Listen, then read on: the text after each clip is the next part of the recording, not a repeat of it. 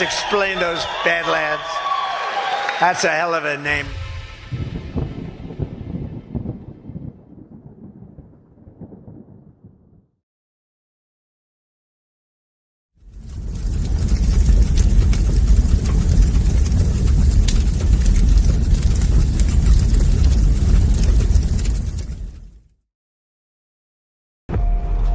We were sleeping.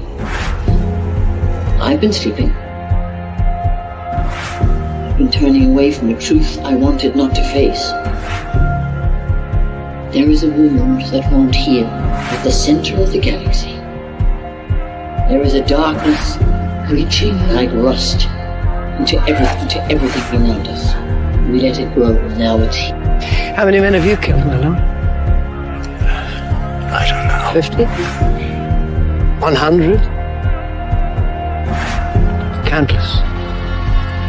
Countless has a nice ring to it. And how many lives have you saved? 500,000. Population of King's Landing. Tell me if your precious Randy commanded you to kill your own father and stand by while thousands of men, women, children burned alive, would you have done it?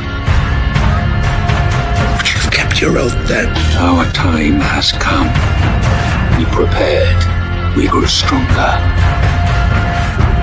While you rested in your cradle of power, you were trusted to lead the Republic. But you were deceived. You assumed no force could challenge you. And now, finally, we have returned. The visions are clear now. I see possible futures all at once. Our enemies are all around us. And in so many futures they prevail. But I do see a way. There is a narrow way through. It's not a prophecy. It's a story that you keep telling, but it's not their story, it's yours. They deserve to be led by one of their own. What your people did to this world is heartbreaking. We gave them something to hope for. That's not hope! We have survived by hiding from them, by running from them. But they are the gatekeepers. They are guarding all the doors, they are holding all the keys, which means that sooner or later, someone is going to have to fight them. I wish none of this had happened. So do all that live to see such time, but that is not for them to decide. All we have to decide is what to do with the time that is given us. Forgive me. I did not see. I have failed you all. You will bring me. Captain Armor, I do not know what strength is like that.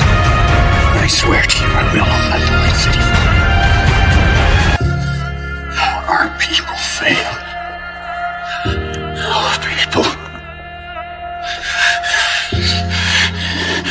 Our people. I wish you good fortune in the wars to come.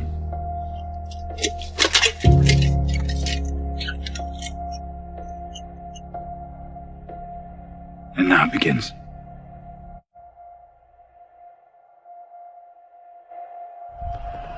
No. Now it ends.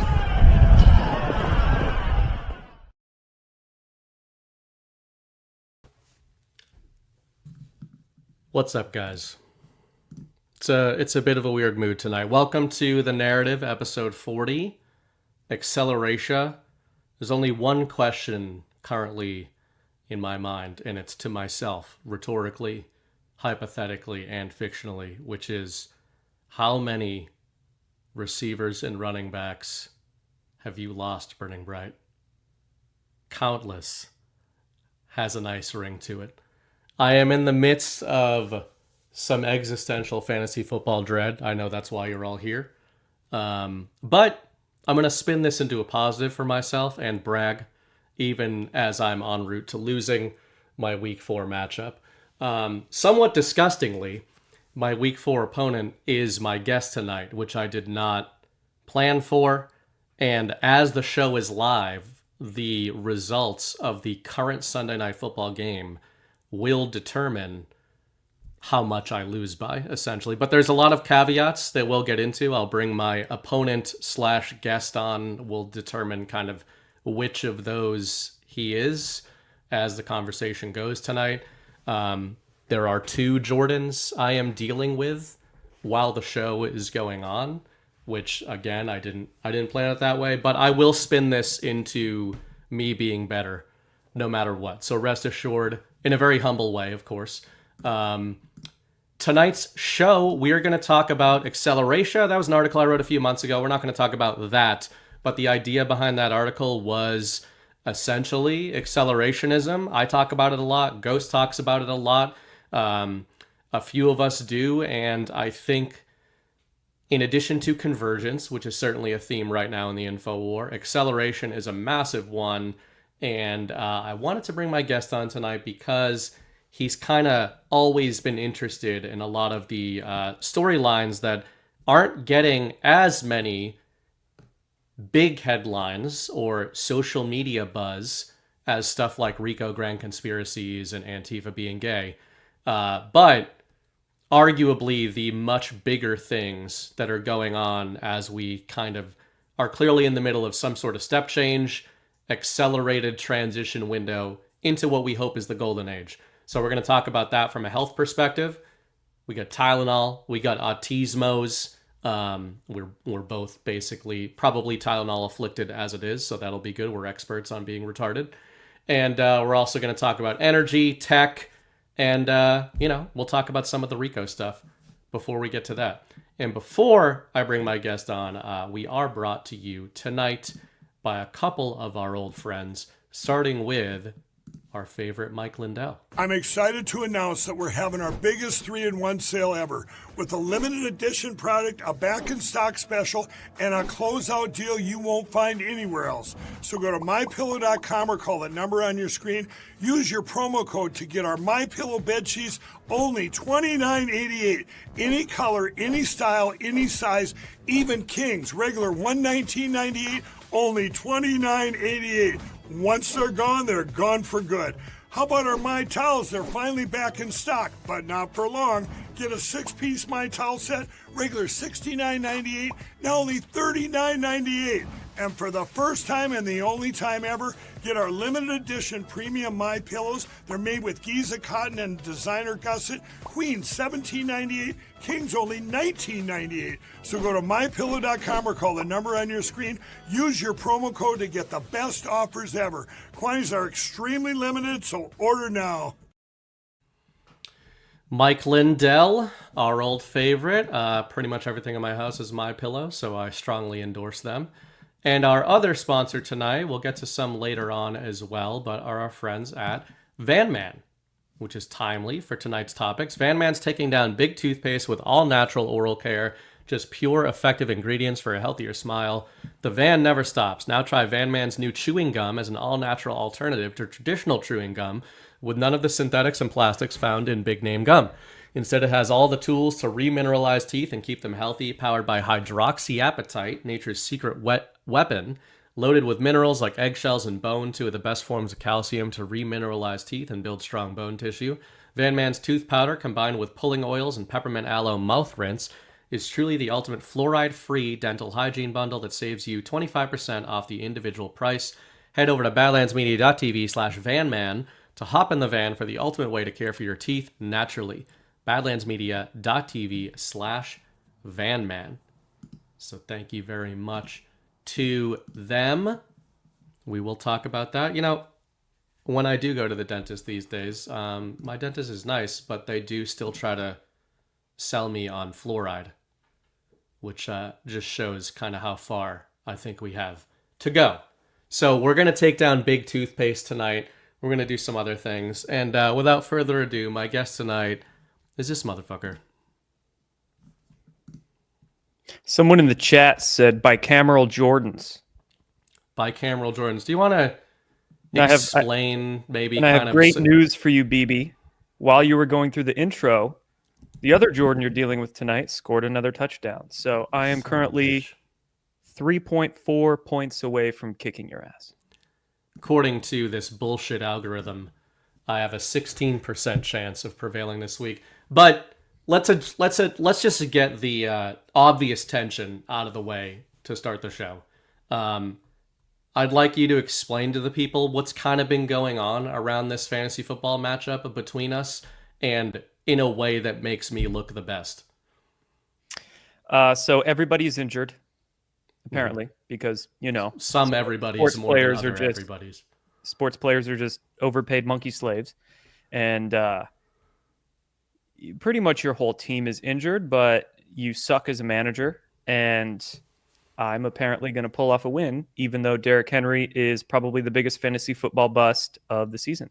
So yeah, so you guys know there's some bullshit Dublin game this morning. When I went to bed like 2 or 3 in the morning at a totally reasonable time, my running back on Pittsburgh was active. And I woke up this morning to find that he was out. So I bravely ventured forward and went into this matchup anyway with Jordan short a player. And then my star receiver tore his ACL like a bitch in the first quarter. And I still almost had him. So, I still take this as a Pyrrhic victory, I'll say. Indeed. Yes, I do have the pointer tonight, guys. How long have you been using that pointer? Because it's making some cameos these days. 3 weeks. Do you pretty new pointer, but these little hands are hilarious, man. It does. It really emphasizes. Like if you were just pointing at stuff with just a stick, I feel like it's almost like rude. I was looking for one that had a middle finger up, but I kind of like the index finger vibe. Index? Yeah, it's just it's less aggressive, but it makes the point well. But anyway, all right. Well, enough of that. Enough of the grab ass bullshit. Jordan is stupid. We hate him. We hate the guy who's playing football as well. But we got to get through the show. So we are going to talk about some shit. We're going to get into some stuff that you're really into. Some of this health and technology and energy stuff, like the small things that nobody really worries about, like all of the stuff that governs our lives and reality. Yep. Before we get to that, though, I'd said there's 2 words on the top of mind for me lately. Acceleratia is one of them. Acceleration. The other one that I want to start with is convergence. And I know we in the truth community, we in the info war, maybe use this idea or think of this pretty often because we track all these different things that kind of Normieville has no idea or doesn't think are related. News topics that they don't think are related. But man, I've almost got info war paralysis lately in terms of there being so much convergence happening. It is hard to pick a lane. So that's kind of where I wanted to start. And I guess broadly, it feels to me like on the sort of public, political, maybe justice info war level, which is what most people are paying attention to, obviously in the wake of Charlie Kirk and all of that in September, there is so much convergence happening where you've got some of the oldest storylines in the Trump era and in the info war all coming together. You've got RICO, you've got domestic terrorism, you've got grand conspiracy terminology being thrown around, and not in just the info war, but in the administration, in the public, like informed by events. So how have you felt as somebody who's obviously been in this stuff for a long, long time? Does it feel different to you right now with all that stuff converging with Trump back in office? 100%. I mean, we basically moved to, during Trump's first term, talking about a lot of this stuff from Q's drops, George Soros, and I don't know if Trump ever mentioned George Soros by name during his first term, but now he clearly is. A lot of these he probably did, but nothing that I can remember specifically. Although a lot of these ideas, of course, Antifa was talked about at the mainstream level, but not from a domestic terrorism standpoint. But my point is, a lot of what we're discussing now at the mainstream level during Trump's first term was relegated primarily to sort of the conspiracy media. And a lot of us that were reporting on Q's posts, Soros funding Antifa especially was the topic of many Q drops. And mainly only talked about in the sort of underground conspiracy media subculture. And now of Russiagate as well. Russiagate was definitely talked about at a mainstream level, but it was all, very superfluous. Now we're getting to the meat, and it's coming out through the FBI and Tulsi at DNI.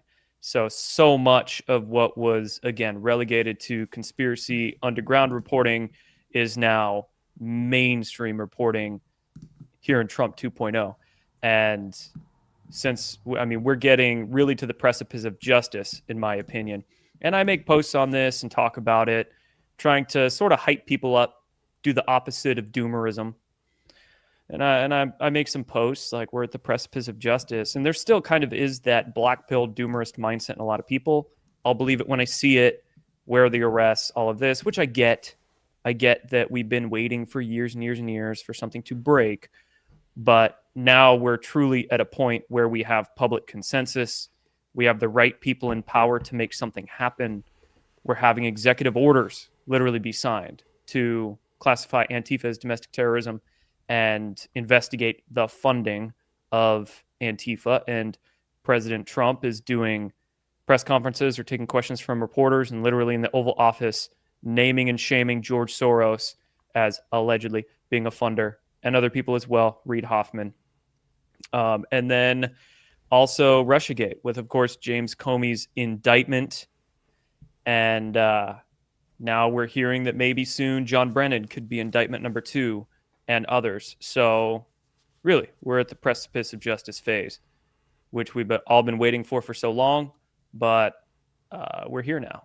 We're definitely here. So yeah, man, I agree. And I think I still think it's worth digging into what we might mean by that, because it's funny. We've talked about this before. I know you talk about it a lot, especially in your sort of clickbait segments you do.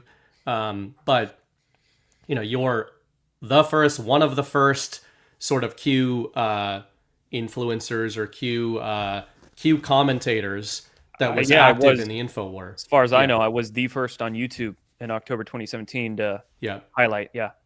So the reason I bring that up is, you just talked about not giving into the doomerism and all of that, which I totally agree with.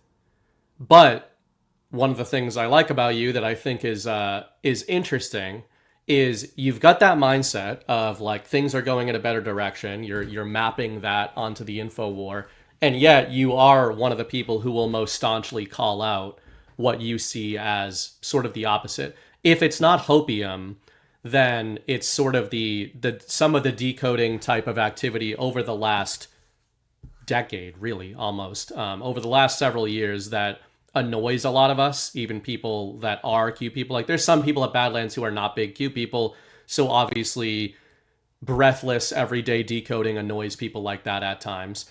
But then there are people like us who did read all the drops, and you were an OG sort of Q follower who never soured on the operation, but also have a problem or were annoyed by a lot of this sort of analysis of Q being done in the last few years. So I just wonder how you reconcile that in terms of, because to me, they're not contradictory mindsets, even though some people think like you've either got to think every single thing is the biggest thing ever and it's happening, cue the Ron Paul gif every day, or you can have a more nuanced take on it. You seem to be willing to call out the clickbait, call out the everyday precipice kind of talk, while also right now believing we are at a different inflection point. I wonder how you sort of reconcile those two divergent pathways.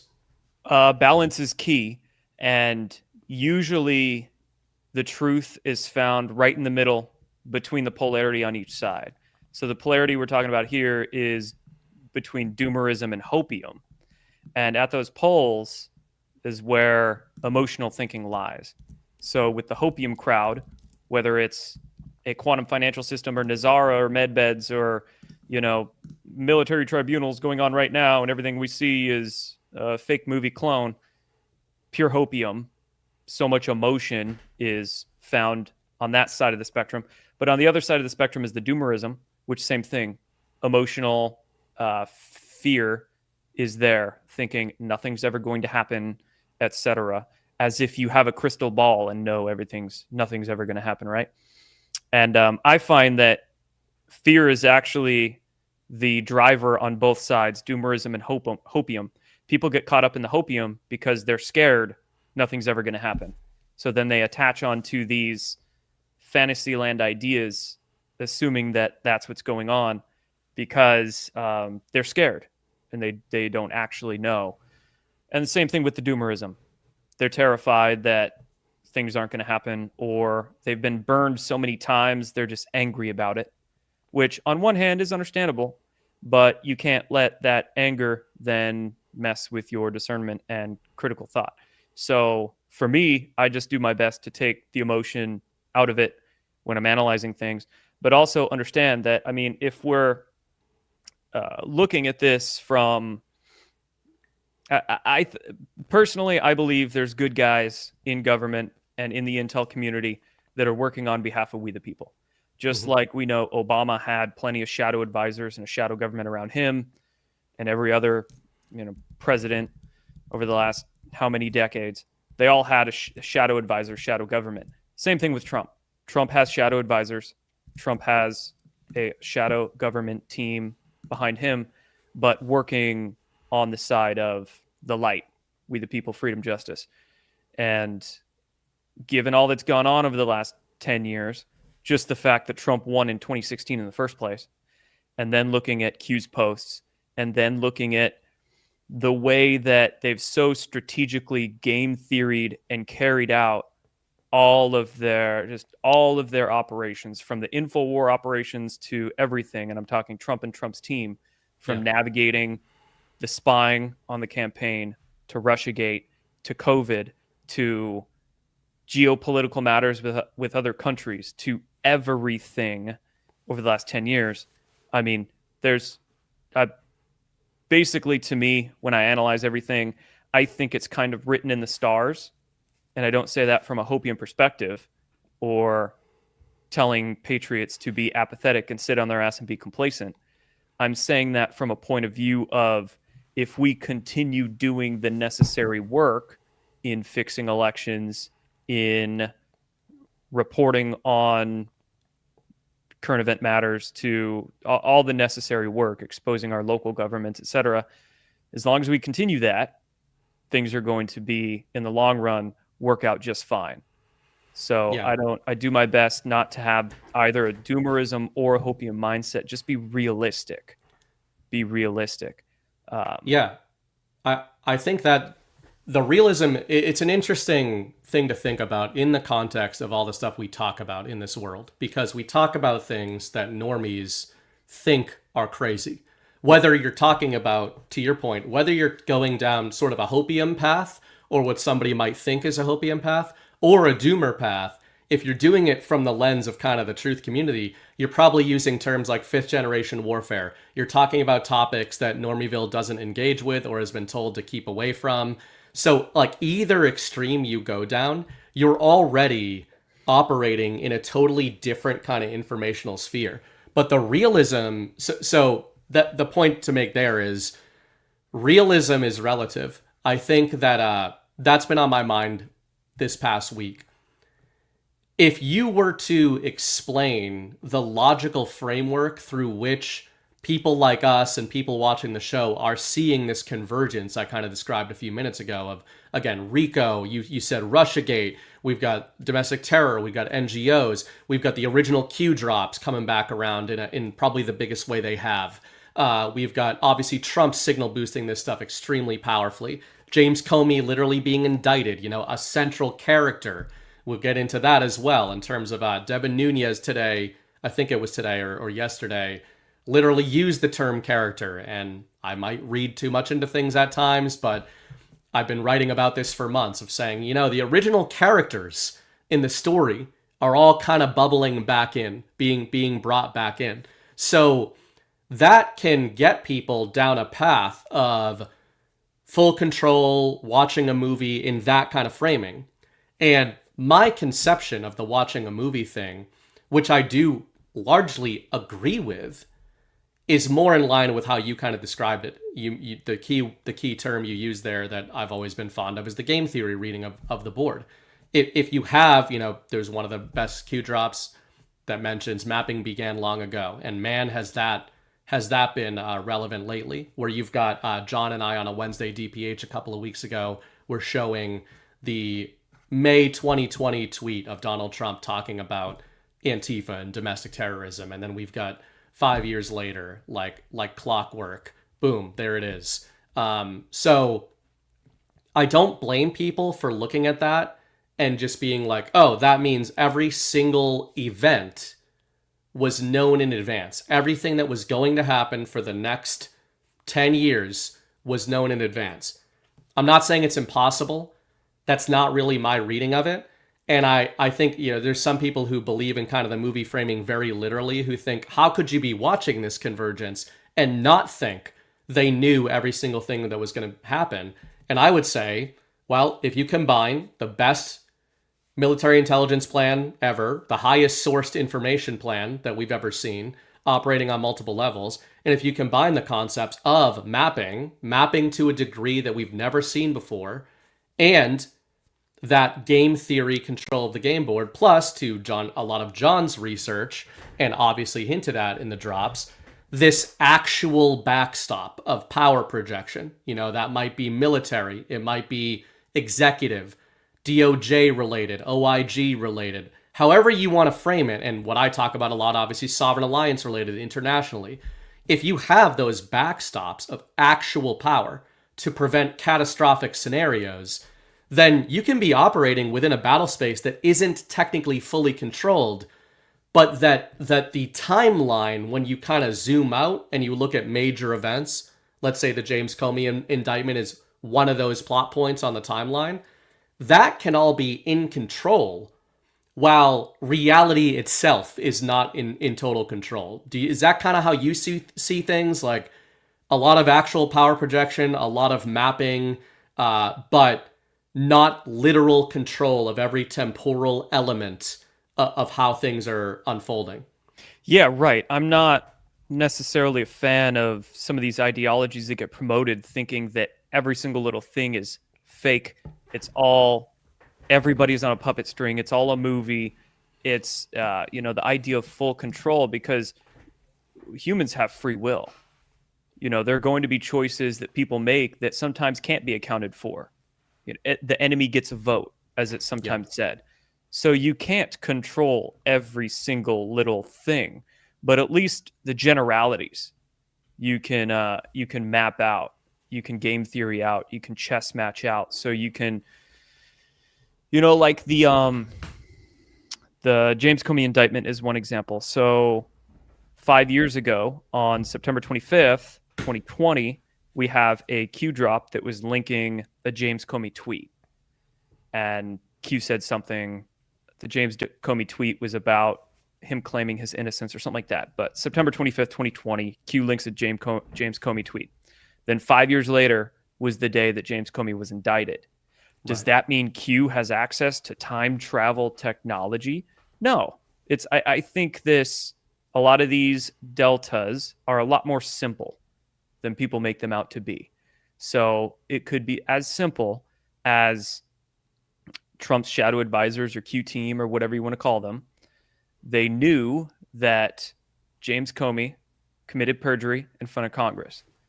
And then they knew that there would be a 5-year statute of limitations. So in their strategic planning, they could make it such that they would plan to indict Comey right before that statute of limitations is up, because they knew that Trump would be coming back into office in 2024, and then they would have control of the White House and all of that, DOJ, FBI. So as that time comes up, this week, right before the statute of limitations is up, they knew they made that Q drop on September 25th, 2020. So good day to drop the indictment. They would plan things in a way to drop the indictment that specific day. Yeah. It doesn't, I think people read way too into the movie stuff, or assuming everything is fake type stuff. It's probably a lot more simpler than that at the end of the day. The funny thing about that, though, I agree, is that I think it's, you almost mentioned earlier, like this flight of fancy people go down, and I've done that a million times, especially in the early days when you do see things mapping. A lot of what attracted us to the Q drops in the first place is like, wow, this is mapping onto reality. That's mapping. These things are coming back up. The Epstein thing was really big for a lot of people back when that initial arrest happened, because a lot of people had been sort of red pilled on that in the drops. But the funny thing is, I think people don't like thinking about it the way you're describing it, because they think somehow it takes away from the idea of what this operation is, where I see it the total opposite. I think it's even more encouraging when you look at it this way, because it just shows you the level of military planning here. And if you take the Q drops at face value and at what they're saying, that is ultimately what they were saying, right? I mean, there are many drops that talk about the enemy getting a vote, not in that terminology, but saying the war is real, the news is fake, right? Even much of the language in the drops related to this James Comey indictment, let's use that as an example. A lot of the language in the drops was clearly targeted at bad actors and operators, right? Yeah, it was pure counterintelligence. Totally. So, and I'm not even talking about the disinformation is necessary aspect of things. That's its own whole rabbit hole. I just mean there's a lot of drops that almost have a threatening vibe to them. And if that's the case, then obviously at the time the drops were being disseminated, there was obviously this masterful plan being laid out, or that was being sort of deployed through the drops and around the drops that had already been mapped. But clearly the people behind the drops knew that the enemy gets a vote and the enemy has free will, because they're talking to them as enemy combatants in the drops, right? Like you wouldn't be using that terminology. Yes, you would be disclosing things that the crooked FBI was doing in previous administrations, like the Obama administration were doing, but you wouldn't be sort of threatening and provoking and prodding enemy intelligence operators in the drops if everything was already wrapped up. Like the way the drops are written, I think is kind of brilliant on many levels. And one of those levels that I don't think gets talked about a lot is that idea that the drops themselves were causing things to happen. Yeah, they were talking shit through them. Yeah, because there was probably some things that they needed, and by that I mean, aspects of the investigation they hadn't gotten yet, or like you're saying, they're threatening the enemy through the drops or talking shit to them because they wanted the enemy to make a mistake or do something, strike fear into their hearts, so they would have a pre-planned reaction. And then I would imagine that, and this is also, to your point, this is also another reason among the many why I think the Q drops were conducted, is to create a hive mind of Anons helping to investigate and helping to research, because within the government, there's only so much manpower, and there's even less manpower that they can trust in investigations. So why not try to catalyze a bunch of open source Anon investigators to help them with that research? And then why not speak to the enemy combatants through the drops in such a manner to strike fear into their hearts and influence them to do things to then assist with the investigations even further. So 100%. Yeah, it reminds me, there's a lot of different writing styles, or should I? Yeah, writing styles, I guess, but I'd also say planning styles. Like, in sort of the writing world, there's people that call themselves gardeners, where they just sit down and they just start writing, right? They start writing a manuscript. They don't know where it's going. There's movie directors that are like that. Then there's planners and plotters. Like they know Christopher Nolan as a director. He knows a year before cameras start rolling, he knows where the actors are going to be positioned in the frame. Then there's that.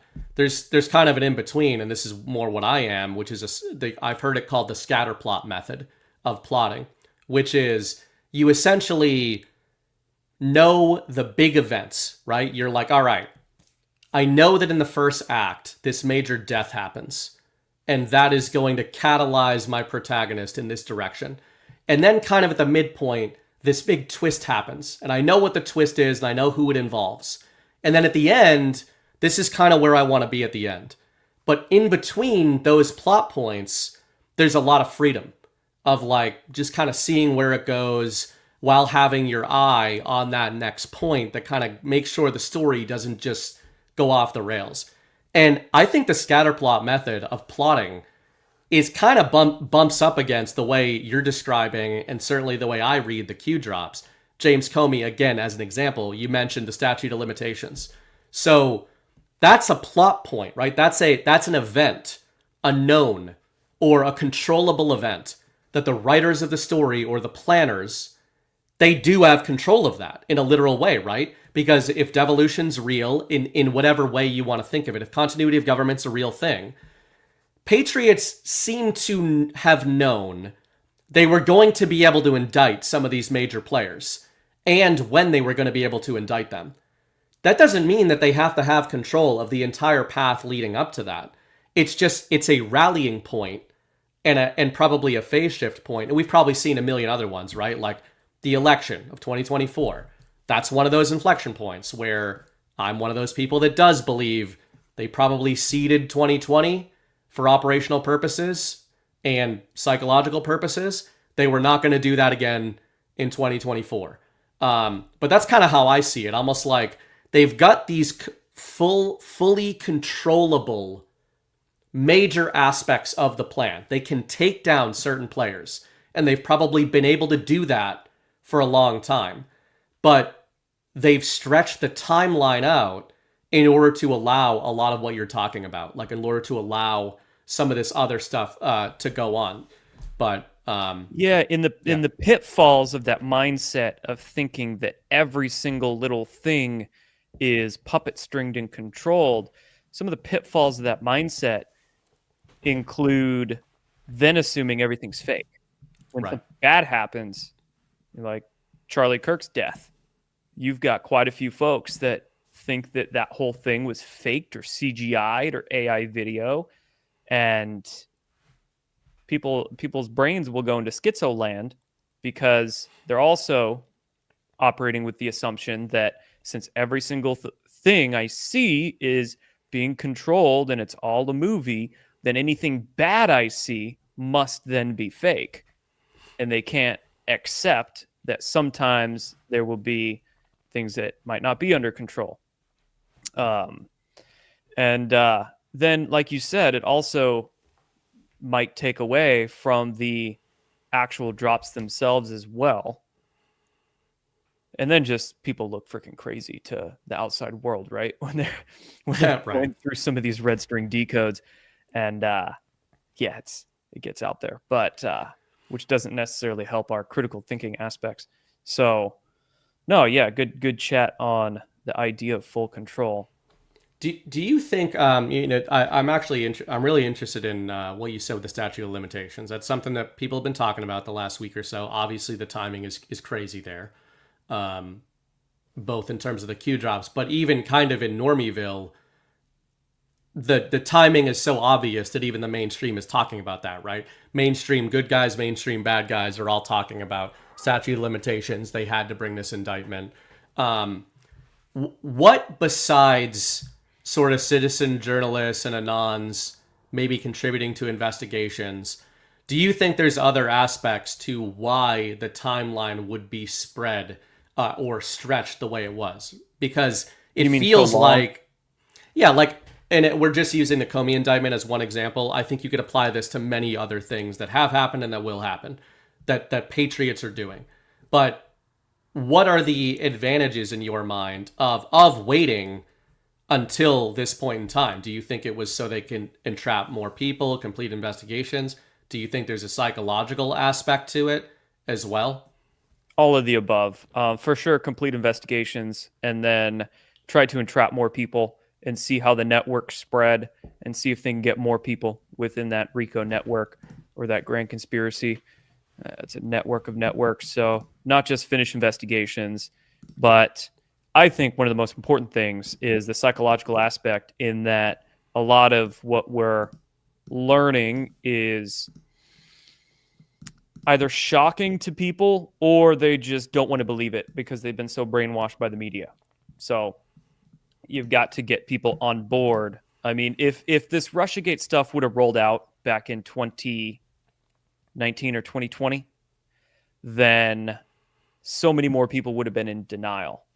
Yeah. Yet after COVID, after the Joe Biden administration, after what we've seen the past 4 years, how many more millions, tens of millions of people have moved from brainwashed NPC normie, not saying all the way to the right, but at least to not being brainwashed.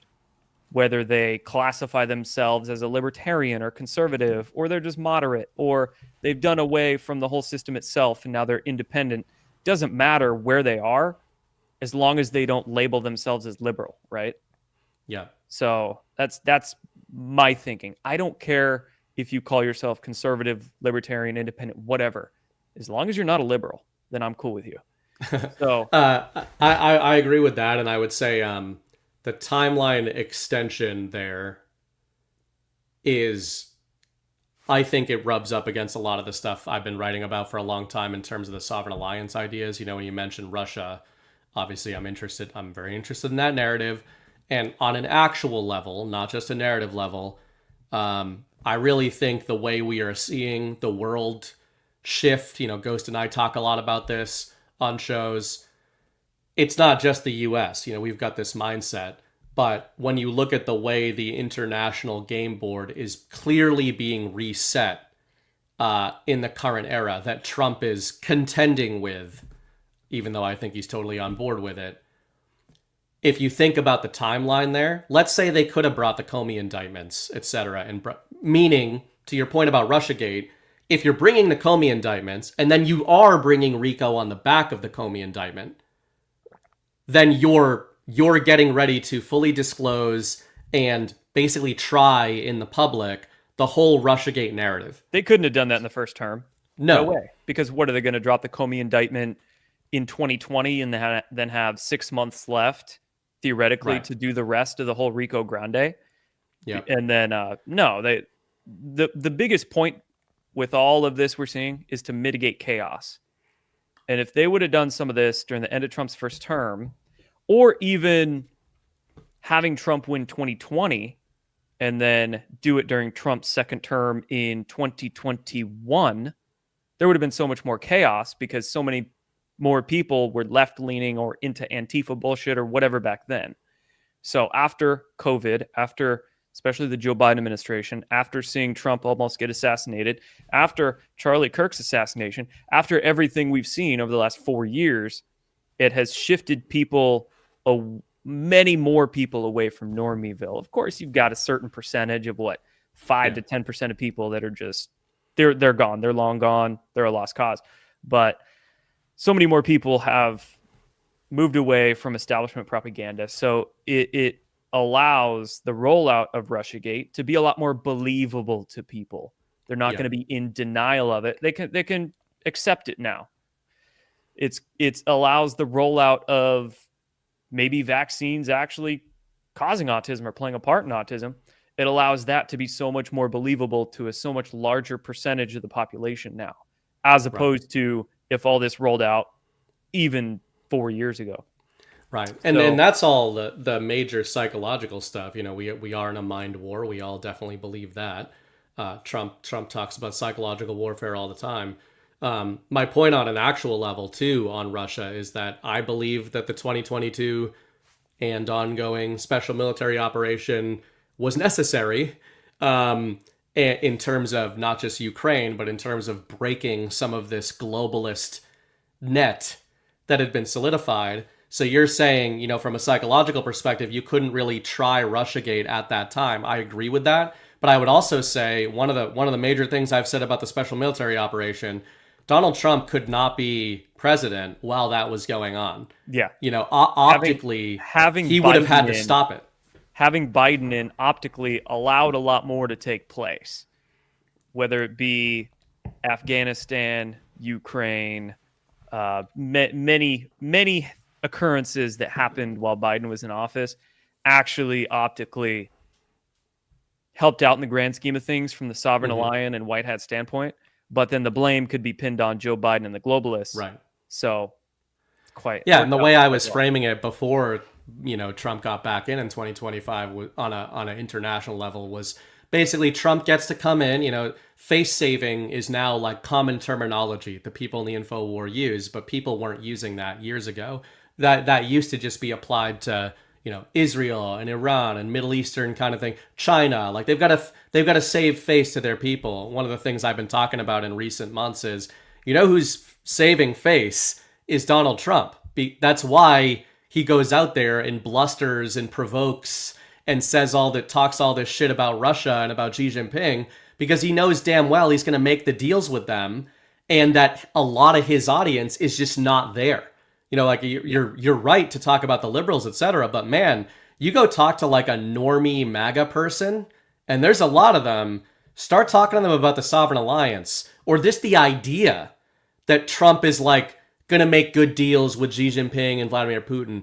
And even that has moved rapidly to where people now can be like, yeah, I mean, I guess I could see him maybe not nuking them.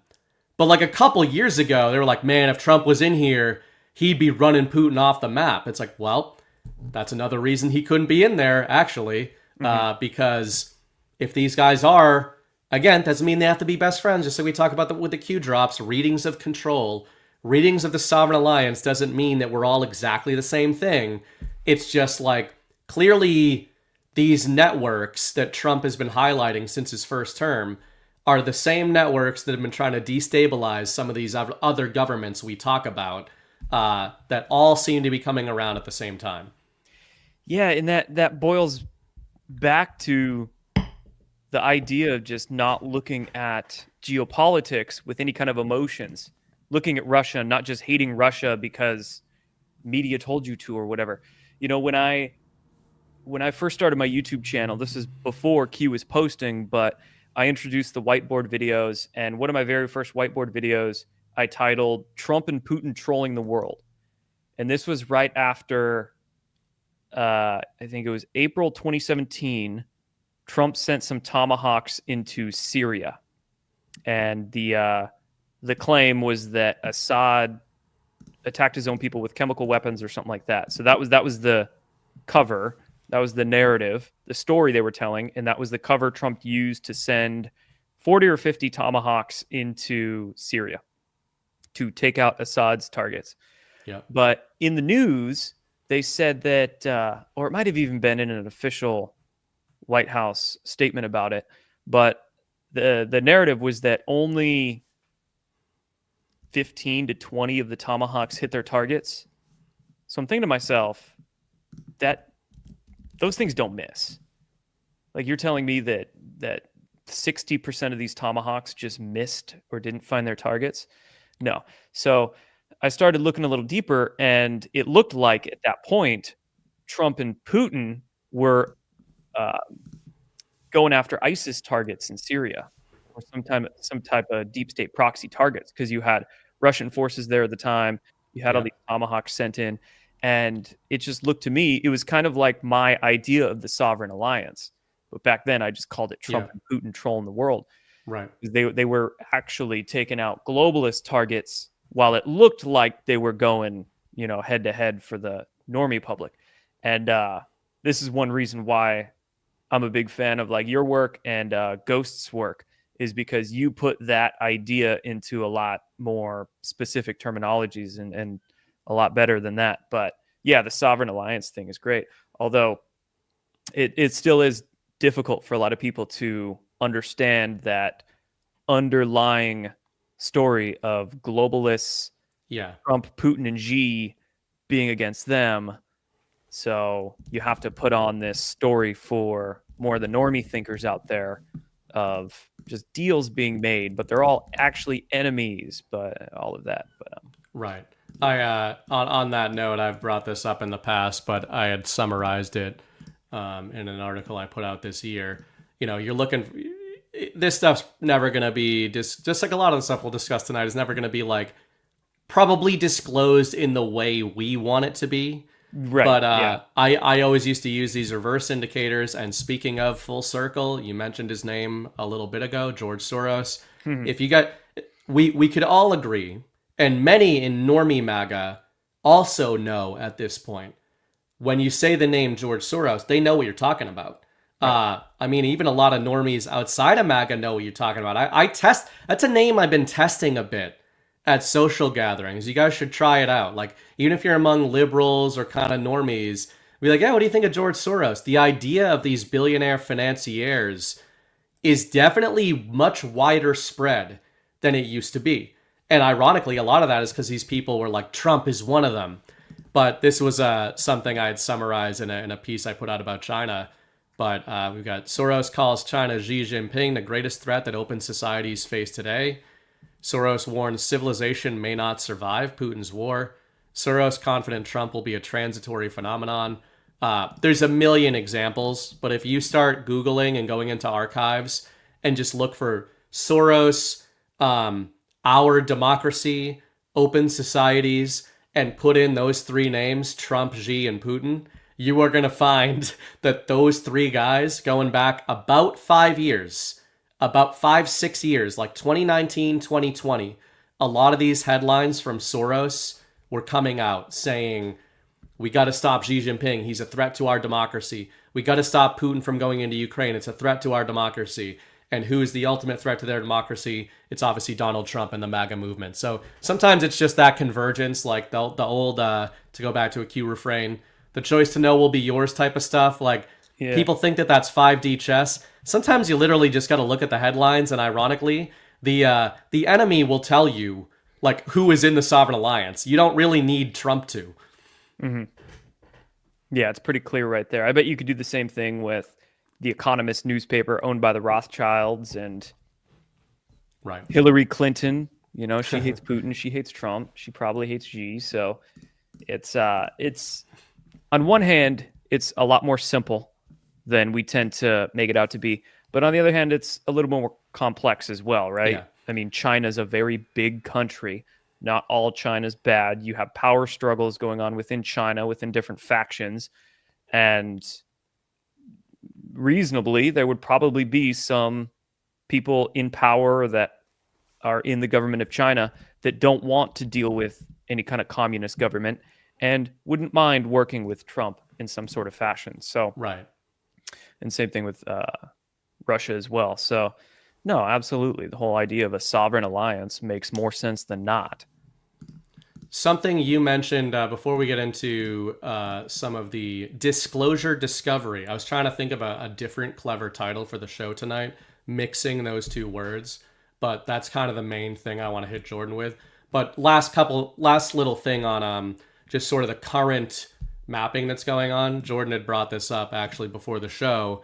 I had seen this video. I hadn't connected this, but our good friend, The Storm Has Arrived 17, put this John Solomon video out on September 25th. Jordan was talking about this is so this is Solomon talking about RICO and where things could sort of be going. It's short. I'll just play it. I'll speed it up a little bit. I want to talk a little bit about accountability and FBI. Tomorrow morning, you're going to wake up to a major story at Just the News. It answers a question that we've tried to pose for the last 5 years. Did FBI agents themselves believe the FBI had become biased? Tomorrow, you're going to see not 1, not 2, not 5, not 10, but scores of FBI agents telling their leadership in an internal memo after January 6th that they believe the FBI had become politically biased against the conservative movement and for liberals. And they cite extraordinary circumstances, extraordinary details, extraordinary statements. It's so rare for the FBI to speak up against their leadership internally, but this happened on Chris Wray's watch. Now, all the while, Chris Wray was telling Congress, we don't have a political bias problem, even though his own agents were saying day in and day out, they in fact had a political bias problem. The other thing we're going to answer for you, for the first time, we're going to be able to give you a specific number. How many plainclothes FBI agents were in the crowd and working the Capitol on the day of January 6th? Now, we knew there were 23 undercover informants. We got you that data a few months ago. Tomorrow, we're going to tell you an astounding number. Okay, so we've seen this J6 narrative, but besides the narrative that's being disseminated here, Jordan had pointed out that Trump shared the exact same clip on True Social 2 days later. So shout out to Storm. He didn't retweet him, but it's 2 minutes, 17 seconds. That's the same clip, obviously. So that's cool. Obviously, he's signal boosting it and, signal boosting Storm. But when you look at the long-term planning that you were talking about early in the show, it's clear, I think, that Comey is the beginning of something. And to your earlier point about hopium versus dooming and all of that, which we can understand why people fall into the things they do, positive or negative. When you see the Comey indictment, but then followed by all this stuff with domestic terror and Antifa, you've got, but mainly this J6 narrative with Comey, with Solomon coming out, front running the J6 narrative. The J6 narrative comes right back, confirms what so many of us were saying for years about J6, ties it directly to the FBI. Trump signal boosts that. And then Solomon actually mentioned like politicization and how that is like, I guess, speaking to the normie layers. And you've got Kash Patel out here now talking about, he's having to react to these politicization accusations following the Comey indictment. So all of which is just to say, a lot of the points you've made tonight is about kind of like, how do you start, if you've got the actuals in place of this RICO investigation, how do you start telling that story in a way that's going to be digestible? And you can see that they're still navigating it, and they're having to address the politicization and all that kind of stuff. And this is pure narrative warfare out here. So it's pretty obvious that they dropped that whole, John Solomon came out with his politicization stuff, and now we're learning more FBI at J6 and all that. It's pretty clear that they're dropping this at this specific point strategically to combat any criticism of Kash Patel being politicized. So it's, it's so strategic what they're doing. And at the end of the day, it's purely for most of it, the info war. So they already know the claims, the projection, the propaganda that's going to be coming from the establishment. So how are they best going to put a wall up against that? Right. And they've probably been holding on to some of this information, like the 300 FBI agents at J6. They've probably been holding it onto it for a little while, already knowing the truth about it, the intel, and they're going to release it when it's most advantageous to do so. Like when they start indicting the Russiagators, they're called politicized. All right, we'll release this right now to combat those criticisms, combat that propaganda.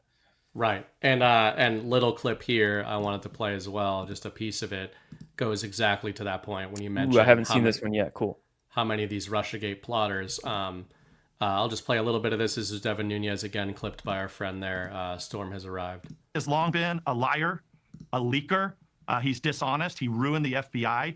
And I would just lastly say this about this indictment is he's also going to be very lucky if there's not a superseding indictment. But I'd say most importantly, he will be lucky if there is not a grand conspiracy charge brought, which is really what should be brought against probably about 24 characters in the United States over the last 7-8. So there's more there. Obviously, you can seek it out. But a couple things there. For starters, he's obviously using Comey as a narrative and actual lead-in to grand conspiracy. And keep in mind, as John and I were talking about on the Wednesday Power Hour for the last few months, John Solomon's deployments this year, long before the James Comey indictment, the term he has been using most often is that grand conspiracy term, right? Yep. He's talking about accountability. That's the branding, right? The accountability branding is branding this whole 2025, 2026 DOJ push. At the end of that branding, or in parallel to it, is this idea of a grand conspiracy. Then we get the Comey indictment, and following on the Comey indictment, we've got these DOJ and Trump characters saying grand conspiracy leading from James Comey. So to your point, then you bring up J6, and it also shows you some of the morality questions here, where for a long time, largely during the Biden era, people in the truth community were getting really frustrated because of what you mentioned. Like the belief that many of us had that they've got to know what was really going on at J6. And yeah, they probably did really know what was going on. I think what you're seeing come together now demonstrates that it wasn't just them playing cute games of why they held some of this stuff close to their vest. It was, if you disclose this stuff completely out of order and you start like going to war with the DOJ over J6 in 2021, 4 years before you know you're going to bring the James Comey indictment, which really unravels the whole FBI of that era, you're doing everything out of order. And from a legal perspective, it might not stick. You're building this grand conspiracy case on an actual level. But to your point, on a narrative level, you're telling the story completely out of order for everybody. Then a lot of that would just go into the ether and people would totally forget about it. But now that FBI is in the public's mind, it's out in the collective consciousness right now, the idea of politicization is out in the collective consciousness right now, then you have to tell these stories in a specific order for the maximum impact and for the most people to hear about it. So if this 274 FBI agents, plain clothes embedded in J6, if that was told in March, then sure, people would have paid attention to it for maybe 12 hours, and then it would have just gone off into the ether and people would have forgotten about it. But right now, it's a perfect time since FBI is in people's minds and propagandist establishment is trying to make that claim of politicization upon Kash Patel and Trump. Well, then perfect timing to put that out there. And people are going to be paying attention to it for far more than 12 or 24 hours. It will embed in people's minds a lot further than any random, as soon as I hear about it, let's put this story out. So just like you said, we have to tell them in a specific order for maximum impact. Right. You mentioned before the show some of the Venezuela stuff that you've been looking at. And I thought that I want to hear what you have to say on that. And I thought that might tie into, we're talking about this convergence theme. It feels like that is very related to Trump's directive on domestic terror cells, right? Like we've got this push domestically on Antifa and domestic terror networks. And simultaneous to that, we've got this push on cartels in Venezuela and cross-border terrorism and that kind of stuff. Do you see those two as convergent or? Well, I think with what's going on in Venezuela, not only domestic terror and drug cartels, but there's also, if we're talking grand conspiracy and rolling into that grand conspiracy is rigged elections. We know a lot of the technology related to rigged elections comes from Venezuela, i.e. Smartmatic and Dominion voting systems. So I think what's going on with Venezuela is that the idea of drug cartels is, I don't want to call it cover because that's still absolutely a prominent problem they're dealing with, but they're putting pressure on Venezuela, moving some military assets right around there in the Caribbean, not only to deal with the drug cartel issue, but also to deal with corrupted Venezuelan government that deals in rigged election systems, dealing with some of that technology, and maybe other issues as well, funding some of this domestic terrorism and sending human trafficking lanes up here into the country from Central and South America as well. So yesterday there was a few interesting stories that came out. I don't know if you pulled them from the Badlands chat or dug them up, but this weekend, the main chat.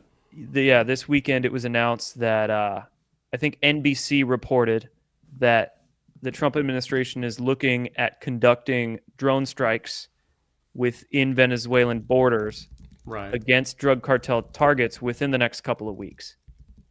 That was what was reported by NBC, according to two U.S. officials familiar with the matter. Those two guys. Yeah, those two I guys. call them Rosencrantz and Guildenstern. It's always the same two guys. Yep, U.S. preparing options for military strikes on drug targets. Not this one? No, this is the one, although this was according to two U.S. officials familiar with the matter. Now, we could have a couple of options here. Option number one is that these are deep state leakers that are leaking out what Trump is planning to get it out to the media, or this was a purposeful leak done by the Trump admin, and they leaked this on purpose, knowing NBC would report it. Because last night I was just checking out the flight maps, ads.b exchange on a whim. So I was checking out some of the plane radars, and I saw that there was a Colombian Air Force jet in New York last night. And it flew from Philadelphia to New York. So it had probably been in the U.S. for a couple of days. So at some point, we might have had Colombian officials meeting with either Trump or some high-up U.S. officials over the past 48 hours. And then we get that story reported by NBC yesterday morning. Yeah. It could have been a deal made between Colombian officials in the U.S. or that... or not, or those talks could have gone down the shitter. So Trump decided, okay, let's look at striking something in Venezuela. I believe yesterday or 2 days ago, the Trump administration revoked the Colombian president's visa for some statements he made at the United Nations. That was the claim, at least. But so there appears to be not just with Venezuela, but Colombia. Because we know a lot of those drug lines go right between Colombia and Venezuela as well. Those two socialist countries are pretty tight. So regardless of what's going on, some stuff could hit the fan around there in Venezuela within a couple of weeks. And then this was brought to our attention last night from somebody, is that right now China is also sending hospital ships to the Caribbean. Yeah. But are they really hospital ships? Knowing China and how they operate, they're probably a lot more on those hospital ships or other ships with them than we're told. So it looks like China could be moving some assets around the Caribbean soon as well. I don't know. We're just tracking the movement of all these assets and the narratives that are going on out there. But it looks like something within the next, at some point in October, things will start maybe getting kinetic there in Venezuela. Yeah. The another thing that I would expect in line with that, I think Venezuela clearly is going to pop off. When we say that too, it's important. You know, Chris has been digging into Venezuela for a long time. He thinks, and Ghost as well, that Maduro is an our boy situation. Actually, a sovereign alliance, bro, which I kind of agree with. You talked about the Trump. I definitely don't feel as strongly about that. I haven't looked into it as much as things like Putin and Xi. But, you know, earlier you're talking about this pincer between Trump and Putin. And who was the pincer against? It was against ISIS.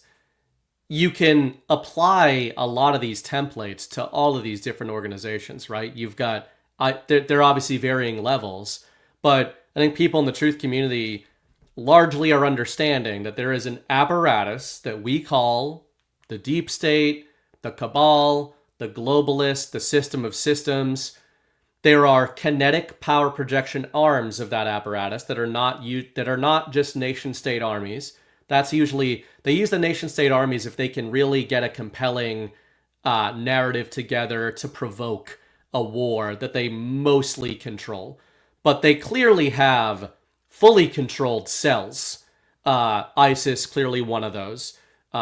These cartels in South America, clearly MS-13 and beyond, working on behalf of this nationless cabal. School of Americas was literally funded and financed and trained, operated by U.S. Intel, Western Intel. We've had Joe Lang do writing about that on the Badlands Substack. So we've got all of that. And then Antifa. Who's bankrolling Antifa, as we said at the beginning of the show? George Soros, globalist NGOs. It's all the same stuff. So when you mentioned earlier Trump and Putin kind of affecting this, like who are they crushing between the two of them? ISIS. Well, what's happening with this tension between Donald Trump and Maduro? Maduro's going after the cartels to stop Trump from going after the cartels, but Trump's going to go after the cartels anyway because Maduro's not going after them hard enough. And yeah, it might not be a Maduro. It might not be a Maduro is our boy thing, but it could be that Maduro is being leveraged so fiercely to become our boy sort of thing. Right. Yeah, it could be either way. That's why ultimately it's the net effects, right? Like what are the net effects here? And when you start to see these world players start to move in the direction Trump wants, you kind of ignore a little bit of the public rhetoric and you look at, okay, what is he doing now? I mean, keep in mind, you mentioned briefly earlier the Kabul withdrawal in Afghanistan. Well, what happened in the wake of that? The Taliban started hunting down the remnants of ISIS, which was in keeping with the original Doha Agreement, using the weapons that we left behind for them. So was that a pre-coordinated handoff and pincer move, or they just happened to go after the same targets we really wanted them to go after? Many such cases. And then when it comes to Venezuela, there's unspoken, I'm sure, reasonings behind this power projection going on there. Oil. And a lot of it has to do with oil, who controls the oil and the flow of it. I'm sure that is also one thing that's going on there, along with the drug lanes and the drug running resources, of course. So we'll see. We'll see what the net effects and of all this are going to be. Speaking of drugs, that's what we're going to get into next. We're going to get into some of the drug wars and all of that. What kind of drugs are we testing? Well, the most dangerous known to man. We know that the Venezuelans have been trafficking Tylenol to infants, and they've been doing it for decades right under our noses. So we'll talk about that right after we hear from ourselves at Soft Disclosure. They say confidence starts with smooth skin.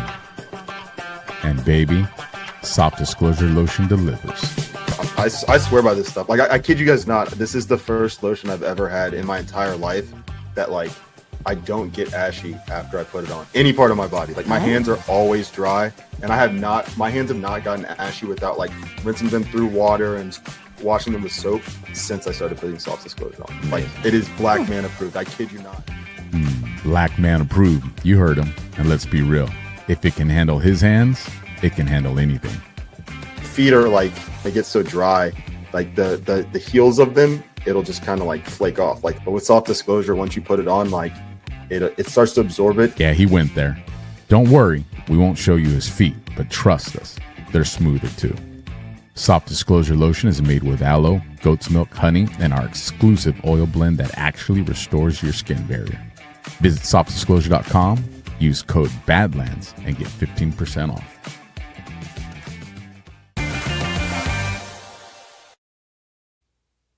Man, I'm so glad that I checked to see if that was a different ad, and it was new. I was like, "Oh, a new Soft Disclosure ad," and then we get the Alpha commentary. And there are some. Are we sure Alpha's voice is the right one for that kind of ad? Is that the real Alpha? Maybe that's an AI trained module of Alpha. Maybe. I will say there is rumors going around that I'm making up right now that I'm going to address, hypothetical rumors that I just made up that I'm going to address. And that is that some people would say on the back of that ad, did Badlands Media double its number of black guys to front run the deployment of a lotion business? Oh, they're 100% DEI hires. I'm not answering the question. They would be our biggest customers. So I'm just saying, future proves past. If you go to Badlands Drop 5453, it says, "You ashy girl," and the launch date was the debut of Cam Cooksey on the network. So, I just made all that up, but it's compelling. You will admit it's compelling. Anyway, Soft Disclosure. Thanks for supporting us, guys. And the cool thing is people actually do like it. So it's good stuff. When you guys buy it, it supports us. 15% off. Go to softdisclosure.com. Promo code Badlands. And again, after this topic, if you guys want to go back and forth with me, I'll probably release Jordan from his change, potentially, depending on how things are going. But if you guys do want to talk about anything else, just shoot a rant over. I got a couple boosts I'll get to from last week, and we will go back and forth on that kind of stuff, or I will go back and forth with you guys. But let's talk about the real drug war, starting with a very generic, very kind of strange deployment over the last week, and that is Donald Trump being extremely irresponsible. Doctors' offices, the consequences, Jordan, of Trump's comments on Tylenol and vaccines, which we'll get to, How dare are he. immediately clear.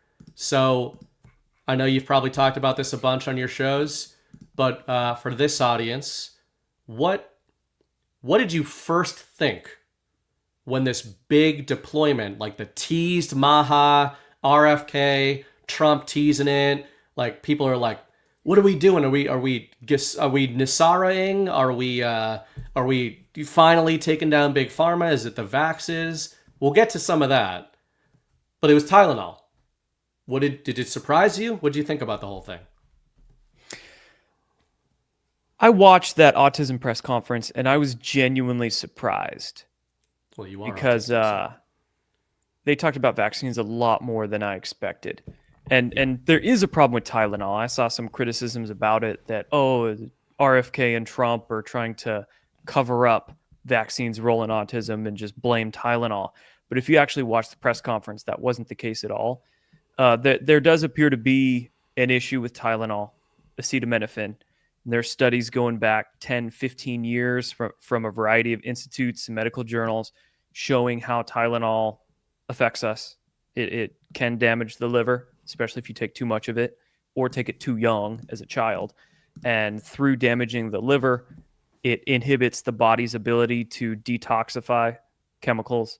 So after vaccination, child gets a headache or gets a fever, typical vaccine reaction. The mom goes into the pediatrician and says, what do I give them? Or they see an advertisement on TV. Oh, if your kid has a fever, just give him some children's Tylenol. And then mom gives the Tylenol to the kid, which they're amplifying effects. So kid gets vaccine, mom gives them children's Tylenol. Tylenol inhibits the liver's ability to cleanse the vaccine chemicals out of the body. And then there's just amplified effects from each other. So to say Tylenol causes the autism, minor, very minor, but it does play a part. And I think in the narrative war, they're using Tylenol to start to baby step their ways. You could say it's like the gateway drug that they're using to expose other drugs. And with when I saw that autism press conference, I was genuinely surprised of how much Trump talked about vaccines in that one. And it was pretty clear that he was doing so in a manner to protect RFK Jr. and Dr. Oz behind him. Dr. Oz didn't say anything about vaccines.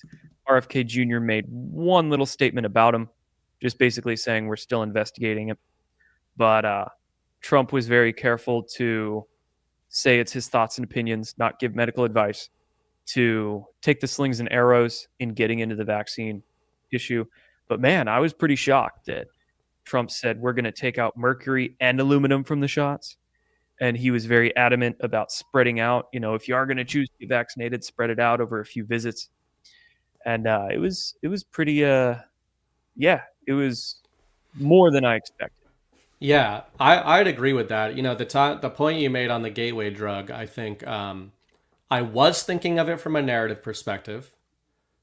In terms of, you know, you open. I was on a drive earlier with Mrs. Bright talking about kind of the Tylenol narrative deployment, and you know, also thinking Chris and John talk about this a lot, but sort of the feedback loop that Trump does with the American people, where he never just kind of says something, right? He says it.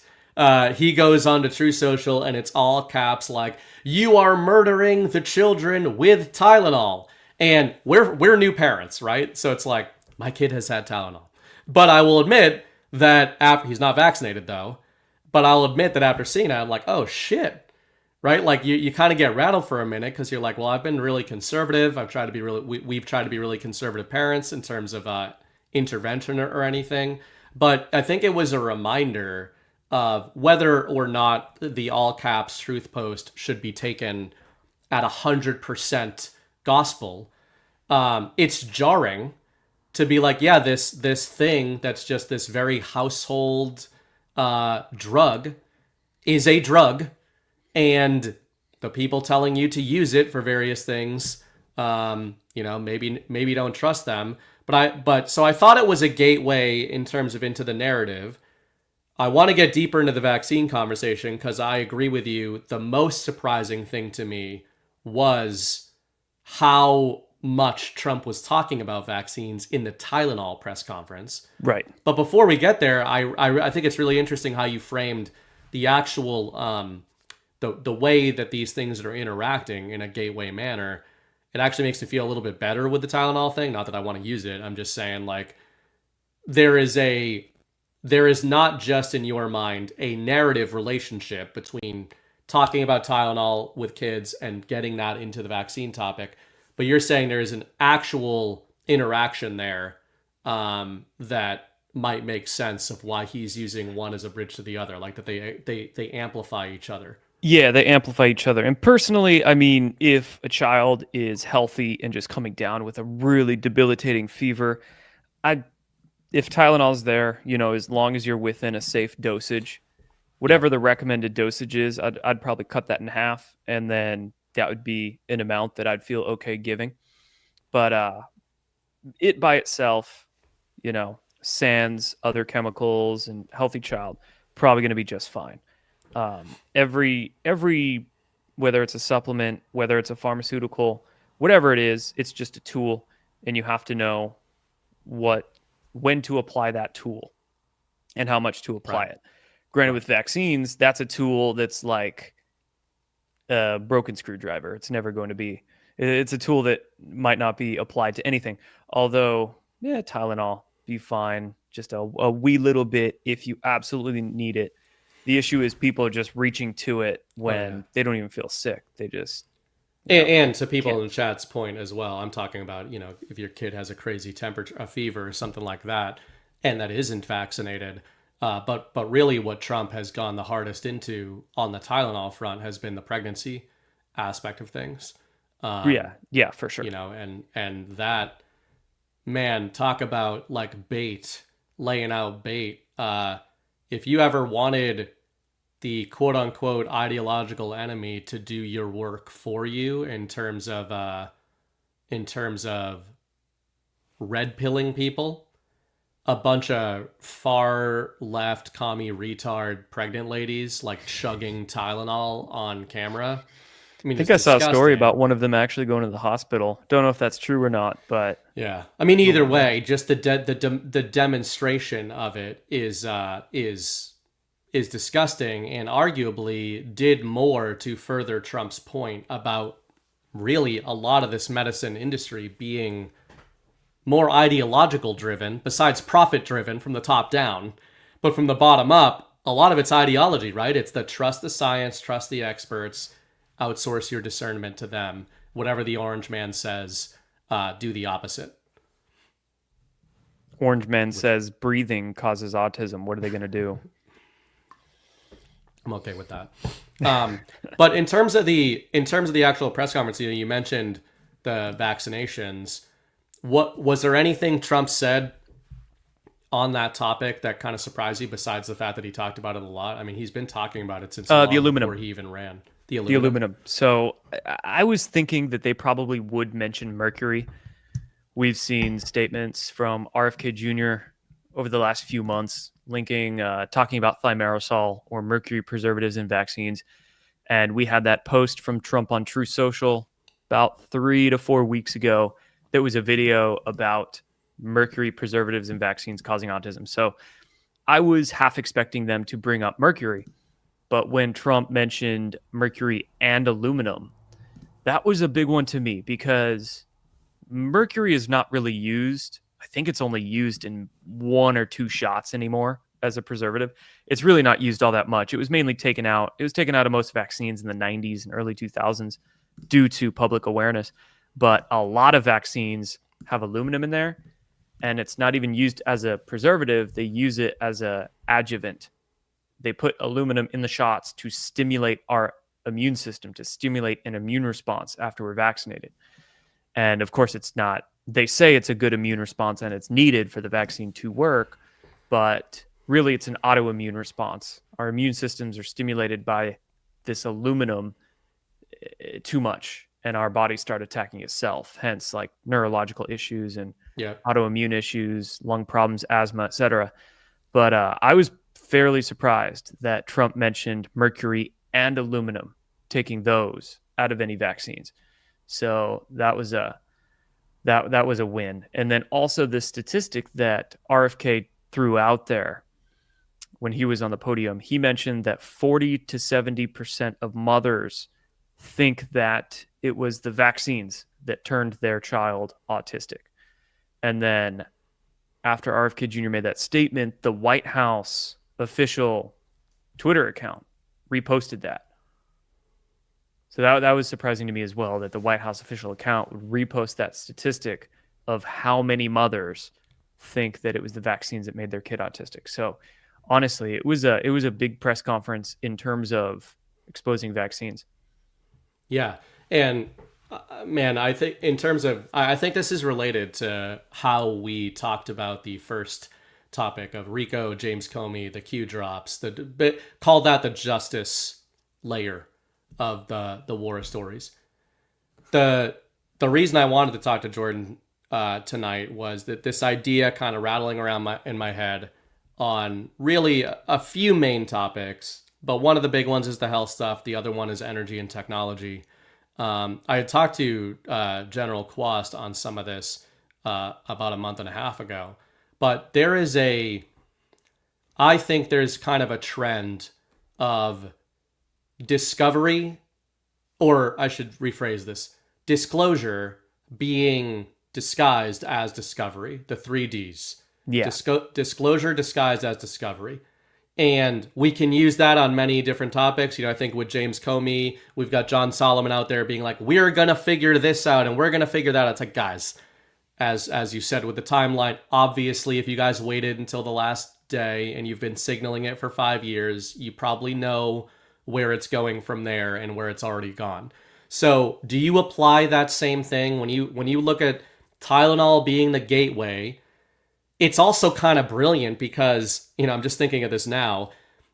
The way you framed it with Comey and Russiagate, the narrative battle space and the psychological battle space in 2019-20 was so different that if you led with that stuff, it would have had a totally different result. Do you think the same thing is going on here, where Trump is using Tylenol as this really controversial Trojan horse to disguise a nationwide argument about vaccines? Because it feels to me like everyone, including normies, expected him to just come out swinging on vaccines super publicly. Mm-hmm. And instead he goes after Tylenol and then uses that as a gateway into vaccines. Like it feels kind of similar. Yes, feels super similar, because if you start with something as dumb as Tylenol just to see, and then you see the reaction from the TikTok moms, then clearly it exposes the TikTok moms as being retarded.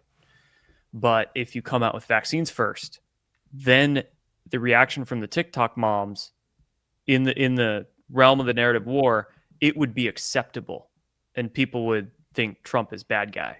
But doing this with Tylenol, then Trump doesn't look like the bad guy. It's everybody out there looks like the fools, especially with how much evidence there is out there of Tylenol not being good. How many studies are out there? Even on Tylenol's freaking Twitter page 8 years ago, they were commenting to people, telling them not to take Tylenol while pregnant. We don't recommend it. So it's kind of the perfect OTC, over-the-counter, big box, average drug to kind of start this conversation with, to expose the ideological programming and all the issues of the pharmaceutical system, sort of preempting before they start getting into something like vaccines. Yeah. And was another point I was going to make here. Slips my mind right now. It'll come back to me. Where do you think, I mean, besides the obvious of, you can go to the obvious if you want, but the vaccination conversation is, I know it's something you've focused on for a long time. It's one of the more controversial. Did you just remember what you were going to say? I remember what I was going to say. You mentioned discovery versus disclosure. Yeah. And I think that's a great dichotomy to look at. And as much as a bunch of us want disclosure of the full truth, and this applies to the vaccine debate, because Trump's known for 20 years, and a lot of these people in power, by people I don't mean bad guys, deep state, but I mean good guys trying to do the right thing and get the truth out to the public. They've known for a long time.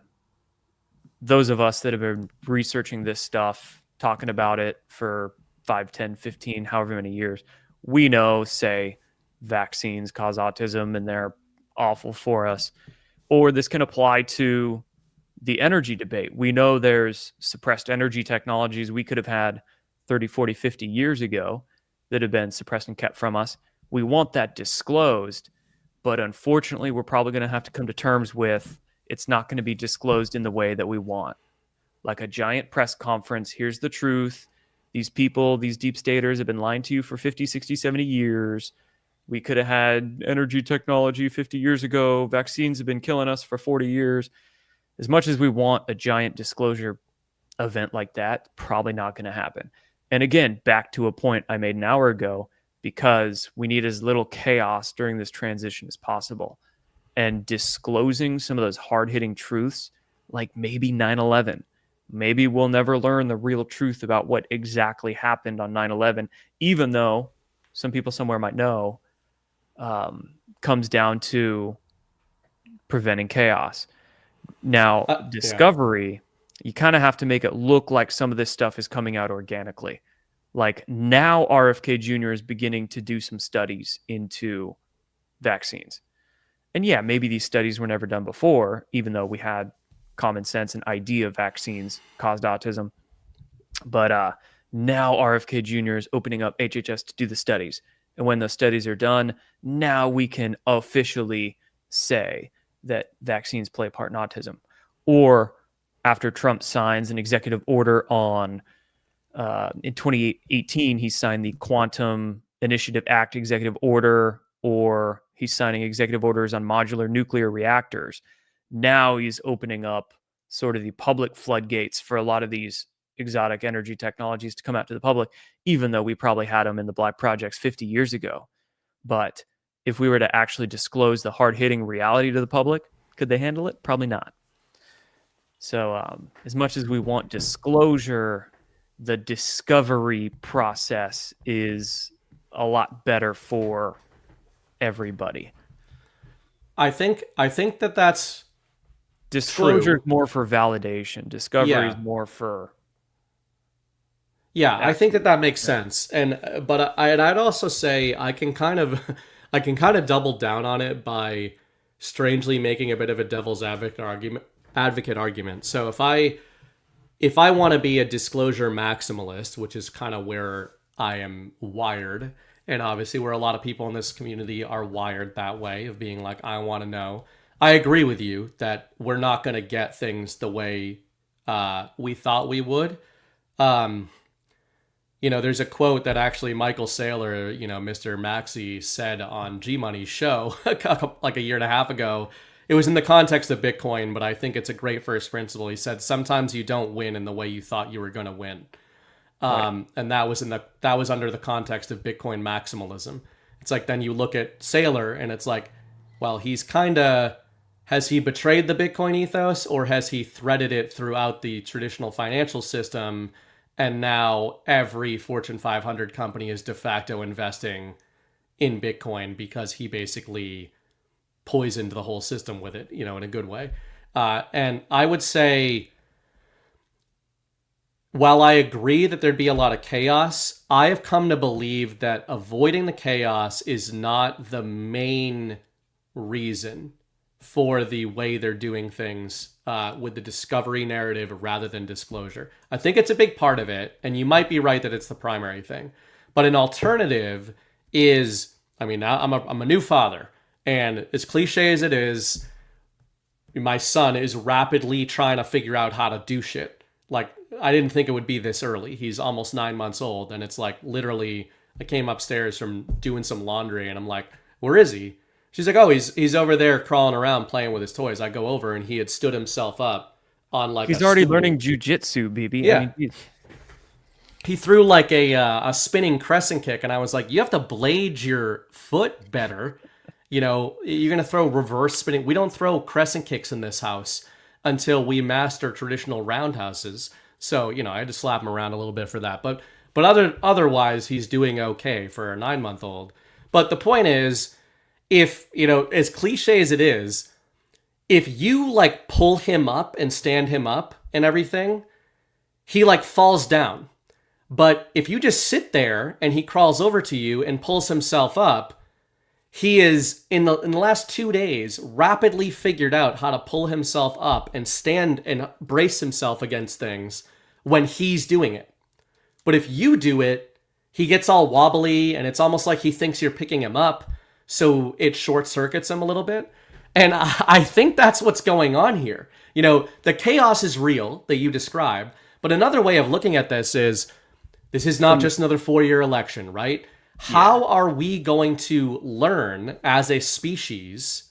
How are the non-truthers going to learn to not outsource their discernment for decades to come unless some of these discoveries masquerading as disclosures that I think they're going to provoke a lot of hindsight in Normieville, right? Like normies are going to have to do the work. And for better or worse, on the back of the town hall deployment, all of Normieville has been arguing about Tylenol.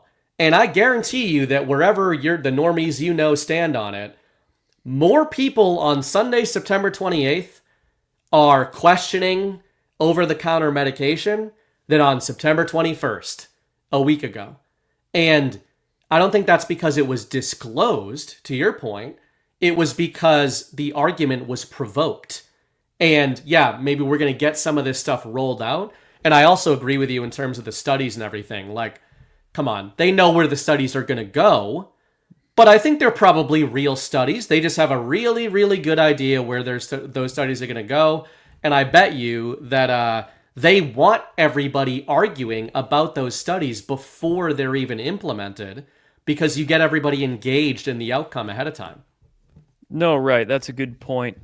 It's really for maybe discovery is better, at least from a spiritual perspective, because we figure out how to do it ourselves instead of having our shoes tied for us.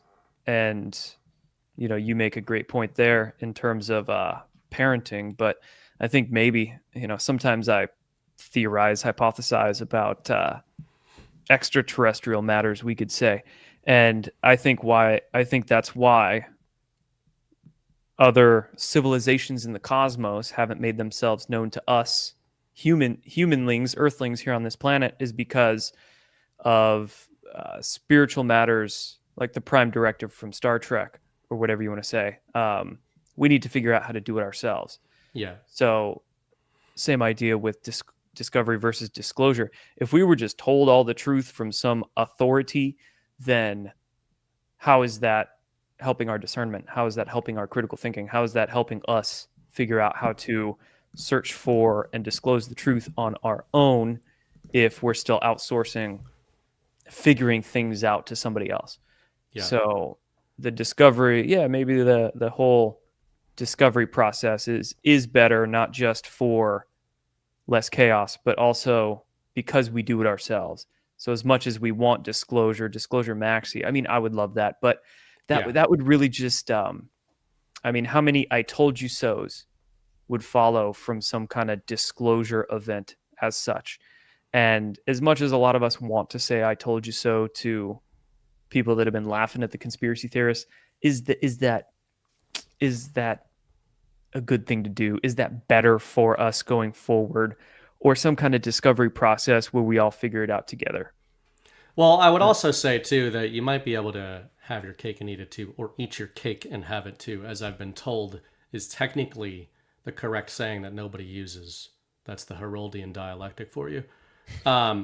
You might be able to have both, because this goes back, it's a cue refrain again, but the choice to know will be yours. I think that's a first principle, can be applied in many different contexts. Look at example at Badlands. I'm not saying and he's not saying he necessarily has the full truth of what actually happened on 9/11. But Brad Zerbo's documentary is a great example of a lot of the stuff in there. All the stuff he put in there is true, he then constructs what he thinks is the big picture truth out of all of those disparate elements, that he put together, which is his theory, which is why he forwards it as a theory. But in terms of all the elements in there that are verifiable, who did the work on that? He did, right? And that also, I think, is where some of this disclosure is coming through, right? You could look at the Q drops, many people do, and say that is disclosure. You can look at a lot of Donald Trump's public statements over the last decade and look at that as disclosure of, sometimes I like to imagine a hypothetical scenario where Trump sits down with like the most hardcore maximalist disclosure guy he can. And the disclosure guy is sitting there being like, you didn't disclose the harm of vaccines. Let's just say that, for example. Then he points to his tweet from 2012. He points to 1,000 tweets. Yeah. 50 tweets from 2012 to 2025 and says, I told you word for word what was going on here. I told you before I was running for president. I told you when I was president, when I wasn't president, and then when I was president again, and held a press conference about it. I put out an all caps truth telling you to stay away from Tylenol when it came to children, and you're fucking vaxxing your kids because what? Maha and RFK Jr. didn't put out a document for you to look at? I'm playing devil's advocate, but saying there's a certain want. Yeah. For the doomers and black pillars out there, like Trump isn't releasing the Epstein files. He was arrested. The fact that Epstein was arrested in the first place under Trump 1.0, and you're just what else do you want, right? Oh, Trump released the Epstein. People will complain that they just want more and more and more. Maybe because disclosure is like a drug to them. Yeah. And I would say too that, and Chris Paul makes this point. Chris Paul makes this point often when it comes to any kind of documentation or disclosure. Ultimately, what does that mean? What is disclosure if we are ultimately relying on whether you trust them or not? Let's say, for example, you mentioned the government, right? You mentioned studies coming out here, and it's like ultimately you have to kind of fall back on your own logic base and your own discernment at a certain point in time. I think of this all the time with the UFO topic, is that you've got all these UFO disclosure advocates out there dying to be told by the government the truth about UFOs when for 80 years they've been calling the government liars. So you want a liar to tell you what the truth is? Same thing applies to the Epstein files. You got all these anti-government, government lies, can't trust the government people. Now they want the government to tell them what Epstein was doing, apparently. Right. Make this make sense for me. Yeah. And, the vaccine narrative is a good one in terms of I feel what I feel about vaccines. You feel what you feel do. Most people in this community do. Do you think that RFK Jr. putting out some studies are going to, whatever they say and however verifiable they are, ultimately, you just have to read documentation and believe that the current administration funded these independent studies that followed great methodology and they came to repeatable results and there was no bias in there or anything. We might all believe that that is true, but do you think that that's going to sway the TikTok moms chugging Tylenol?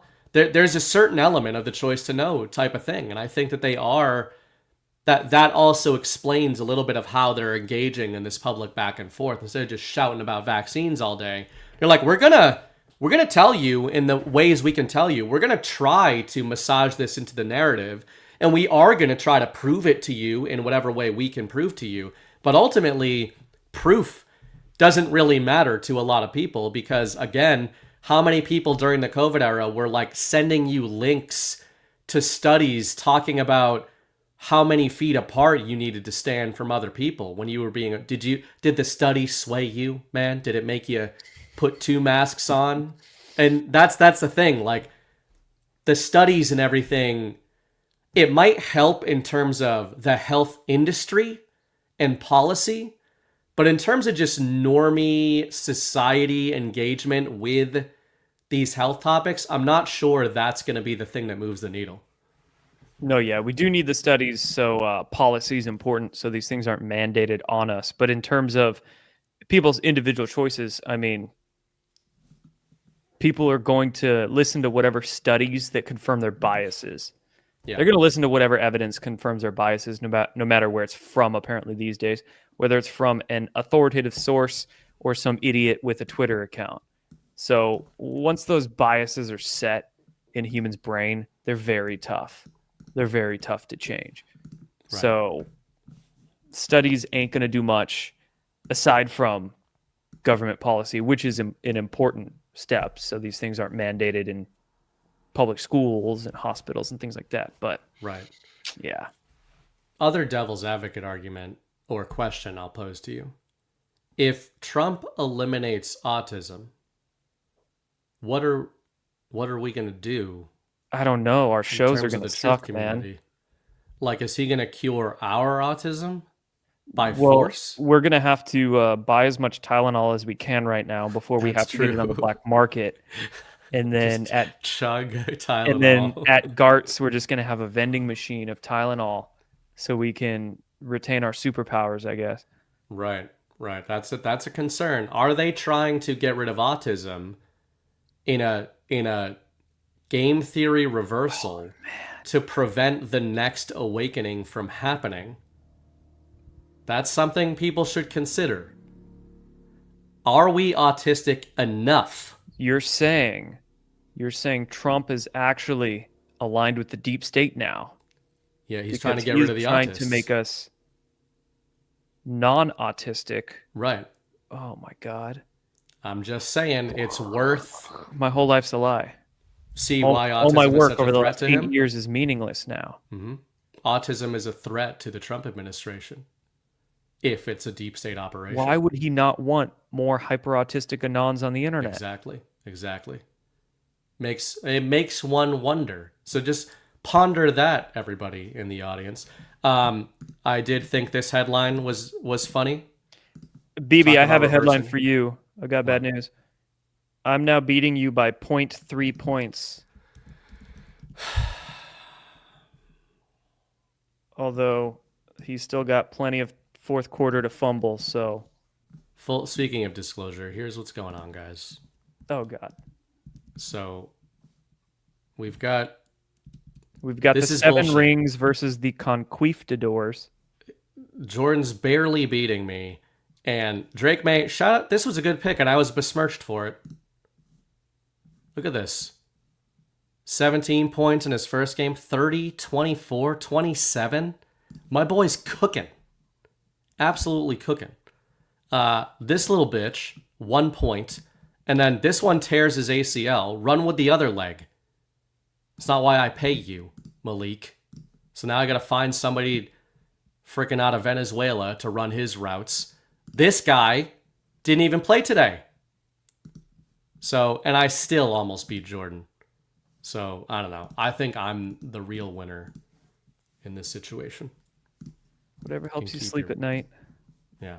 I thought this headline was kind of funny in terms of full circle and on everything we're discussing. Obama says the U.S. is caught between two visions of the future. And he was talking about Tylenol. He called it violence against the truth. The funny thing is, I could have written this and been like, yeah, man, I totally agree with you. And I kind of want to talk about that. And then he says violence against the truth. Pretty good headlines there by our boy Obama. Freaking Tylenol. They're going to have to list Trump derangement syndrome as a side effect of Tylenol if they do any TV ads for it. We also had, what do we got? This is from you. Now let's address the elephant in the room. We had some weird clickbait. Oh, so let's see what this was here. Jordan, this was memory hold off of Donald Trump's Truth Social feed. They deleted this video. But we caught it. And here it is. President Donald J. Trump has announced a historic new healthcare system. The launch of America's first medbed hospitals and a national medbed card for every citizen. Every American will soon receive their own medbed card. With it, you'll have guaranteed access to our new hospitals led by the top doctors in the nation, equipped with the most advanced technology in the world. These facilities are safe, modern, and designed to restore every citizen to full health and strength. This is the beginning of a new era in American healthcare. In this first phase, only a limited number of MedBed cards will be released. Registration details will be announced very soon. What? So, talk about disclosure, Jordan. Oh, was yeah. it so disclosed that that's why it was memory hold? What did Maybe you think about this? It. Maybe we discovered the med beds via a late night Trump boomer post. Or who, I don't know, maybe it was a Gen Z, or maybe Barron had access to his account over the weekend and posted a bunch of weird shit. But do you think so? You're not thinking that there's some trolling going on here, or where are those med bed hospitals, BB? Trolling? Is it trolling? I don't know. Or is it? I've seen circulating. Is Trump trying? So for anybody who hasn't seen this, that 42-second MedBed video that Trump put out on True Social on Saturday night, I believe, it's was so AI. Obviously AI to most of us. Some people, it's not obviously AI. The whole thing is AI. Those voices are AI. The story is fake. Trump posted it. A few hours later, deleted it. Or somebody posted it to his official account. So do you engage with any of the, before we get into the medbeds of it all, do you engage with any of the possible 5D chess readings of him not talking about necessarily the medbed stuff, but AI itself? Is he trying to tell people to be careful out there, even if it's on his official feed? Or was this maybe it's a test? Some Zoomer shit. Maybe it's a test. Maybe he's testing people's discernment and critical thinking. I don't know. Could be a somebody had access to an account. His account just posted something dumb. There could be an Occam's razor explanation with this one, like boomer post, Zoomer post. I don't know. Or maybe it was strategically posted for some kind of conversation to get out there. But is it a confirmation that these med beds are real? Absolutely not. Let's put two and two together. Now, when I attack the idea of med beds like this, because I've been attacking med beds for 4 or 5 years. Yeah. I'm not attacking the idea of some kind of advanced health technology being out there. Absolutely, there's the possibility of advanced health tech being either kept secret from us or being able to be discovered in the future. We know the research of, say, Dr. Royal Rife was suppressed decades back, and he was using resonant frequencies to pulverize viruses and cancer cells and bacteria. So sure, I'm open to the possibility of advanced health technology existing. But the medbed word, the phrase itself, is meaningless, and it's been captured by internet con artists to sell disinformation and really expensive, scammy products with. The medbed word itself is a scam. And it's meaningless. It doesn't, like, what is a medbed? Nobody can say. You can't say what company makes it or who makes it. You can't say how it works. You can't say what mechanisms of action it does to us, how it works, why it works, what it does. It's a meaningless phrase.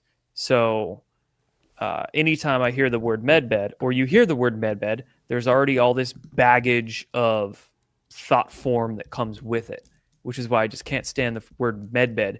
And then you have all the Charles Wards and Phil Godlewskis and just scammers of the world that sell their audience on hopium. We were talking about hopium earlier, so it's more hopium. And so yeah, there's an important distinction between med beds. For about 5 years, a lot of the Q movement scammers have been promoting med beds as being rolled out by the military now. They're all going to cure our cancer and save the world and whatever. Why did that get posted to Trump's account? A lot of theory you can say with that one, but is this Elysium? This is Elysium. I saw somebody mention it in chat. We did this on I've seen a lot of people mention it too. I've never seen this movie. It's an interesting one. It was a bit of a fall from grace for Neil Blomkamp, but it's still worth watching, I'd say. But there's an infamous medbed scene at the end of this where the illegal immigrants, the rich white people are hiding the medbeds and the cures from the illegal immigrants in a future space Mexico situation. And I think this came out like 2013 or something. I forget what year it was, but I think you laid that out well. And I think real quick. Somebody in the chat says, "Who cares, Jordan? It's the narrative. Advanced healing, that's enough." And I've seen a lot of people suggest that, but why would you get a narrative out there with scam fake AI videos? You could get that narrative out there of advanced healing without using pure disinformation to do that. So I don't think it's about the narrative with this one. It doesn't make sense to me. I like playing devil's advocate. I mean, play devil's advocate with that one. Please do. I agree with everything you laid out, and that's why I think it's important to clarify your stance on these things, because I think sometimes people are jarred with your kind of approach in particular, because you are like a very futurist-minded person who's looked into, you mentioned like Rife and all this kind of stuff, right? Nikola Tesla. I mean, so many, 0 point energy, I know, is something you're really interested in. And I think it's important the way you framed that, because people misunderstand what you're doing when you're attacking this kind of thing, this kind of idea. Forget the Trump post for a second, just the idea of med beds or healing machines. I think it's important. It's the same thing that, like, I would say in particular, me, John, and Chris get attacked a lot about the unity thing, where we really go hard in the paint, especially the last year since the 2024 election, I would say, against what we see as the unity play. There are people in our audience, or people that left the audience, who are like, why are you against unity? Why would you be against that? Isn't unity a good thing? And our argument is real unity, organic, real unity around first principles and a movement is a good thing. And med beds are not real healing. Right. Here's another comment in the chat. I think med bed is the tool to start people researching and finding their way to truthful healing. Med beds would be a Band-Aid effect, like a magic pill. Yeah. Or any kind of like bed thing you lay on that heals your DNA with resonant frequencies or whatever. It's still a Band-Aid effect. So it's not truthful, real healing. Truthful, real healing we have access to right now. It's your choices you make every single day. Are you drinking enough water? Are you eating the right foods? Are you going out and exercising? Are you having healthy hygiene products like soft disclosure or things like that in your household, right? Truthful healing is right now. What are you doing? What are your choices day to day? What's your lifestyle? What are your habits? So I hesitate to use the word med beds, but any kind of advanced healing tech like that, right? A Bacta tank from Star Wars, whatever you're laying in. Could it be a useful tool? Sure. Could any kind of advanced healing tech like that be a useful tool? Sure. But it's not healing. All right. And this is something as well that I'm concerned about with people's mindsets of any kind of suppressed healing technologies. I don't want them leaning on that like it's going to save them. It's not going to save them. Sure, it might get rid of a disease, but if you go back to the same habits that brought you that disease in the first place, no amount of medbed healing tech in the world can heal you from your own fucked up, retarded choices. Yeah. So. And I think that's well laid out, and that's why I think that's why I related to the Unity op, is to say, the what is it, the Gassara or Nasara? I think it's Gassara. yeah. Whatever the fuck it is. The reason we call those ops is not because we don't like the story or like the narrative or like the idea of limitless tech, of limitless energy, of which, if you're talking about limitless energy and limitless tech, if you lived in that kind of world, could I imagine that something like a healing machine could be made in the future with limitless energy or that kind of stuff that's close? Yeah, sure. Something like that, yeah. And I don't think you're, belittling that idea either. No, I think it's more about people are actively monetizing the idea that exists now and is going to be delivered to you if you, sign up for this, if you have these secret documents, or the Patriots are going to give it to you. Maybe they are, maybe next year the med beds roll out and everything is cured. But as we've said for years about misinterpreting Q drops and the plan and disclosure and all of that, if you are relying on patriots to just deliver you this golden age, even if you're talking about health, it's not a good mindset to cultivate, even if that ends up happening in the future. You're totally outsourcing responsibility and doing that. Yeah, exactly. So the other point on like what I can engage with on a trolling devil's advocate perspective is the idea of Trump putting out this AI video and like, hey, at least a lot of his audience that maybe is not used to this is having a bit of a rude awakening on Sunday of, wait, but I saw Trump post that thing. Like, we spotted it right away. And I'm sure a lot of people, like I posted it in the Badlands chat 2 minutes after it dropped. And I was like, this is 100% an AI video, every part of it, because we engage with this stuff all the time. Like, we have learned how to immediately spot this stuff. But it was eye-opening to me that a lot of people did not pick up on the little tells that it was all AI. And this is going to get exponential from here. You know, like the AI, this is the fakest an AI video Trump puts out is ever going to look or sound. So I was like, I mean, maybe it was accidental, but it made me think, do they want that kind of out there of people being like, man, that was a fake video. Trump posted a fake video. Like, you got to think more about this kind of stuff. I don't know. Yeah, maybe.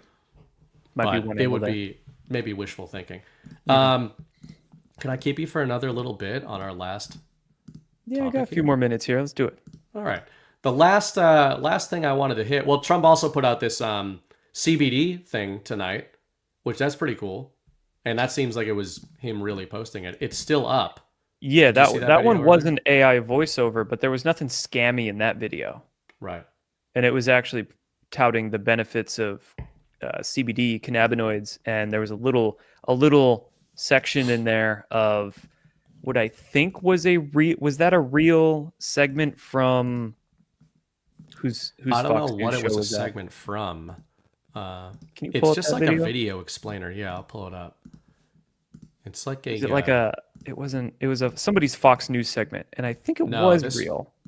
This was not a segment. This was just like a You video. can revolutionize senior health care. It's like a commercial. It's totally a commercial. So we've all heard about the major systems in our bodies, like the digestive, respiratory, explainer, nervous, and cardiovascular systems. But there's Freaking one AI voice makes me essential laugh, system though. discovered in Does the this 90s check out that you according to probably your, never heard of. It makes all of the other systems work smoothly Ken Con with was each saying other. it's pretty legit. Like a conductor, ensuring the different sections But of he's an high all the orchestra time, so. all play a beautiful symphony together. This system is called the endocannabinoid system. It has been acknowledged and studied by scientists extensively with support from the National Institutes of Health. As we age, the system weakens. As a result, the different systems in our body stop working together smoothly. That's one of the reasons older adults struggle with pain, inflammation, cognitive decline, and other ailments of aging, for which doctors often prescribe dangerous and addictive pharmaceuticals. They also recommend lifestyle remedies, such as exercise, good diet, and stress management. And while all these improve the system, it is only fractionally and over a long time. But here's the game changer. The system can be restored faster using hemp-derived CBD. When the system is restored, pain subsides, sleep is improved, and stress is reduced.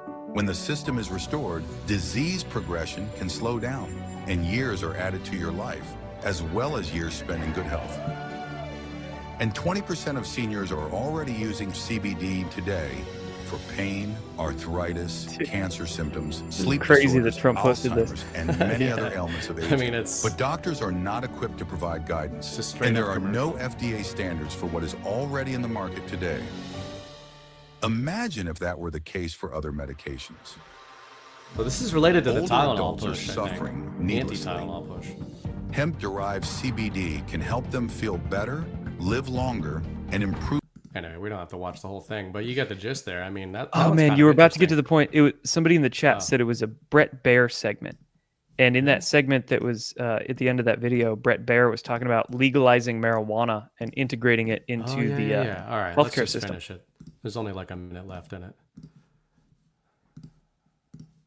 But I just thought it was cool that Trump Pays for posted other a medications. yeah. The bear segment. Older adults are suffering needlessly. Hemp-derived CBD can help them feel better, live longer, and improve their quality of life significantly. A PricewaterhouseCoopers report estimates annual cost savings for the U.S. nearly $64 billion a year if cannabis is fully integrated into the healthcare system. The groundbreaking 2018 Okay, that was the clip I Farm wanted to Bill, watch. championed by Well, that's a doozy. That one's pretty interesting, coming on the back of going to war with Tylenol. The thing we didn't kind of mention about Tylenol is obviously the business implications of Trump's deployment, right? The big pharma, Trump deploying that, and the Department of Health kind of coming out swinging against one of the most ubiquitous, if not the most common over-the-counter sort of medication in the U.S. That's I wouldn't want to be a pharmaceutical John on Monday morning after that, like just selling shit to doctors' offices. You gotta think he rattled that industry a bit with a lot of these deployments, and then he comes out being like, "Yeah, we should just put CBD on the schedule instead of Tylenol." Dude, what is going to happen with what's going to happen with the lefties and all these antifers when it turns out that it was a Republican president, that it was Trump that decriminalized marijuana federally instead of a Democrat? Pretty good. So that one, AI, but also probably legit, which is a little bit different. The last little thing I wanted your thoughts on, this tiny little topic, was energy, on the same idea of quantum, not quantum, of disclosure masquerading as discovery. We have a series of things coming out recently that nobody's really been paying attention to because we've been talking about Charlie Kirk and Antifa. Trump signs technology prosperity deal with the United Kingdom. Erdogan secures nuclear energy deal with valued friend Trump. Jordan pointed out tonight. Russia and Iran signed memo on building small nuclear power plants in Iran. Like, we've got all of that, right? We've got this push into nuclear, which I've been writing about for a year and a half. And then, well, I shouldn't say and then, beforehand, I never got to talk to you about this one. Speaking of, like, I don't think I've seen that one, honestly. June 6, 2025, leading the world in supersonic flight. This is a presidential action. By the authority vested in me as president, it is hereby ordered. The United States stands at the threshold of a bold new chapter in aerospace innovation. For more than 50 years, outdated and overly restrictive regulations have grounded the promise of supersonic flight, stifling American ingenuity, blah, blah, blah, blah, blah. So, all around, it just feels to me like one of the major narratives and actual bits of acceleration that we're on the cusp of is on the energy front, and just how many implications that has. And that seems to be the thing that they're not messing around with narratively. They're just like, yep, you get a nuclear deal, you get a nuclear deal. And I don't know, I wonder what you think of a lot of the energy stuff, because I know you've also done a lot of research into that over the years. Yeah, for sure. I mean, this applies to discovery versus disclosure. And a lot of these things are going to be discoveries. I think the next stage is going to be nuclear, as you've been writing about. We've got a lot of these small modular nuclear reactors.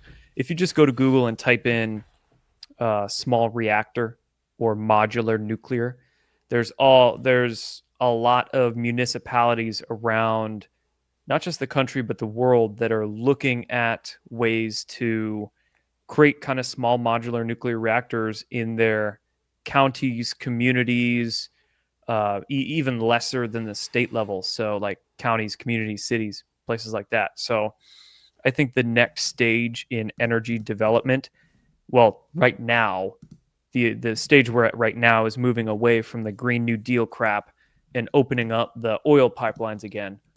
But then once we get the oil and gas flowing, make energy right now cheap, the next stage going maybe 5 years into the future is nuclear, small modular nuclear reactors. They're way safer. They're way more decentralized. They're way more efficient than they used to be. So That's the first step in the future, is small modular nuclear. And then I think the stage after that is getting into space-based solar power. Yeah, well, and I shouldn't say our own, but our favorite general, General Quast, has been talking about that for years. For literally years, yes. Space-based energy deployment. And and he's also talking about small modular reactors. At Gart Deadwood 2 years ago, or a year and change ago, he was talking about small modular reactors are like the next move. And now we've got all these. Yeah, I believe Trump signed an executive order on small modular nuclear reactors right before he left office in 2020. Mm-hmm. So Trump signed an EO about 5 years ago, and now we're just on the cusp of these small modular reactors kind of finally coming out, getting deployed in different communities and states and whatnot. So I think the first future step is small modular. The second future step is space-based solar power. You've got a lot of countries and a lot of startup companies not getting very much press for this, but under the wings, under the radar, they are developing and figuring out how to get space-based solar arrays into orbit and then beam that energy back down to Earth. And that would be far more decentralized than either oil, gas, coal, or even nuclear power, because you can beam electricity directly into any device. You would never have to plug that device into a wall to charge it again. So at that point, I might only then consider buying an electric car if I never had to plug it in, and it just if it just charges, just remotely. trickle charged from the satellites in space, beaming down the energy with radio waves. And I know this sounds so obvious, but man, think about the implications for the decentralization of society and the acceleration of sovereignty and humanism in an era where energy is being decentralized and non-localized, right? So decentralized meaning not physically decentralized, but decentralized from the grid. You know, Tesla's actually kind of pioneering a lot of this stuff with even the power packs on homes. They're not, we're not there yet, but a lot of these small reactors are like military bases and stuff like that. But as technology improves, it gets smaller, right? It exponentially gets smaller and smaller and smaller. And, we've talked to Quast about this kind of stuff. What starts out as a generator the size of a van or a bus right now is a small modular reactor, by the way, guys. They're not like pocket reactors. A small one is like the size of a trailer. But they're going to pretty soon, there's micro modular reactors being manufactured and studied right now by some of these companies you're talking about. A small one or a micro might be the size of a car. Soon it might be the size of a kitchen table, as General Quast has talked about. Eventually it might be something that's on your house like a meter. And the key with some of these modules that, again, Tesla's kind of pioneering from an electric perspective is that you can store the energy you're taking off the grid and then feed the energy back to the grid. So imagine a future where everybody's energy pack on their house we're in a decentralized grid. There's no power company, right? Like each house is its own battery, sharing or selling energy in an open market like that. And we can get even better than the micro reactors in that the nuclear micro reactors still require a fuel. Granted, the fuel lasts a long, long time, but there's still a fuel source. We can eventually get to energy generation devices that don't even require fuel. Right. They just suck in energy from the ether, or they turn ether into usable electricity. And I think that would be the stage beyond space-based solar. So I see this going in multiple stages. Very soon, small modular reactors. After that, space-based solar. And then eventually we'll get to the quantum. Yeah. I think the quantum buzzword, I don't really like that word, but I think they're using the quantum buzzword to start researching some of these zero-point energy or electrogravitic propulsion systems. Look For at the what I normie just saw brain, they're today. just calling it quantum. I just saw this today from oilprice.com. How ironic is this? Oilprice.com. Yeah, they hate Quantum breakthrough. Super efficient electronics. So, yeah, I totally agree with you, man. And, you know, I want to return to an earlier point you made on the justice narrative. You talked about chaos. You know, if we think a lot of this stuff is a controlled transition to the golden age, which we do believe is going on in large part. You're talking about chaos from a narrative perspective, from a justice perspective. And people might think, well, why don't we just go to like 0 point? Why don't we just get this stuff out? I'd say on two levels. One, as I spoke with Quast about on an episode of The Narrative a month and a half ago, while the technology may be available, as in known by some, it is also true that the infrastructure doesn't exist to deploy this technology on a wide scale. And Quast made that point that I hadn't really considered. Like, why can't we just flip the switch and immediately go into this future? Because we actually need to lever the private industry, the private market, to push us in this direction. But you need to incentivize the private market to do that. And that takes time. How do you incentivize and lever a private market that operates in the trillions, that is plugged in literally or monetized on legacy infrastructure, legacy energy, legacy technology? Well, it's kind of interesting when you then look at that and you look at the US government under Trump taking a stake in MP Materials and Intel and basically NVIDIA, even though that's not technically them taking a stake. They're brokering deals between NVIDIA and Intel. Comment here said system shock. If it's too much too fast, that would collapse the system that people depend on for their paychecks. So you can't just roll this out. You have to get the private sector on board. And I think you're making the point that the Trump administration is starting to take a small stake in some of these public companies to maybe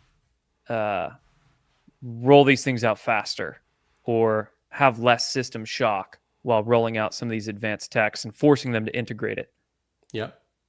That's what it feels like. I will also disclose. I'll give some disclosure tonight. Discovery. Something that haunts me. I wrote the Amerigeddon article where I first really started diving into this nuclear renaissance idea. In May 2024, I published that article. As part of the research into that work, I did an autistic deep dive into small modular reactors for about 2 weeks. I tried to learn everything I could. I went full autismo. I studied every company that's currently engaged in them. And using that retardation, I came to the conclusion that Oklo Nuclear was the move. And I glanced at Oklo Nuclear stock in May of 2024, and it was trading at $9 or $10. And I didn't pull the effing trigger because I didn't like that it was associated with Sam Altman. And oh man, it's 110. It has gone up by 2,000% since I wrote that article. And I have dated documents on my computer that I could disclose that were produced in May 2020, where I have about 12 different nuclear companies that I was researching for weeks. And that one, I was like, I'm big on like pick a lane and stay in it. I'm not going to invest in 10 different companies. Dude, it was at 145 like 4 days ago. Yeah, I was like, what is the one company I would invest in this space? And it was Oklo. And yeah, they went up by a factor of 20 from the time I wrote that article. So anyway, one of the big tells there was that I believed Chris Wright was going to be the next DOE. Turns out he was the next DOE. Chris Wright was on the board of Oklo. And I think that what we're seeing is a reversal of the deep state's public-private partnership paradigm. A lot of the guys in the Trump administration right now that are pushing into this nuclear energy future if you look into those guys and all the boards they sat on during the Biden administration, it's all the companies getting the deals right now.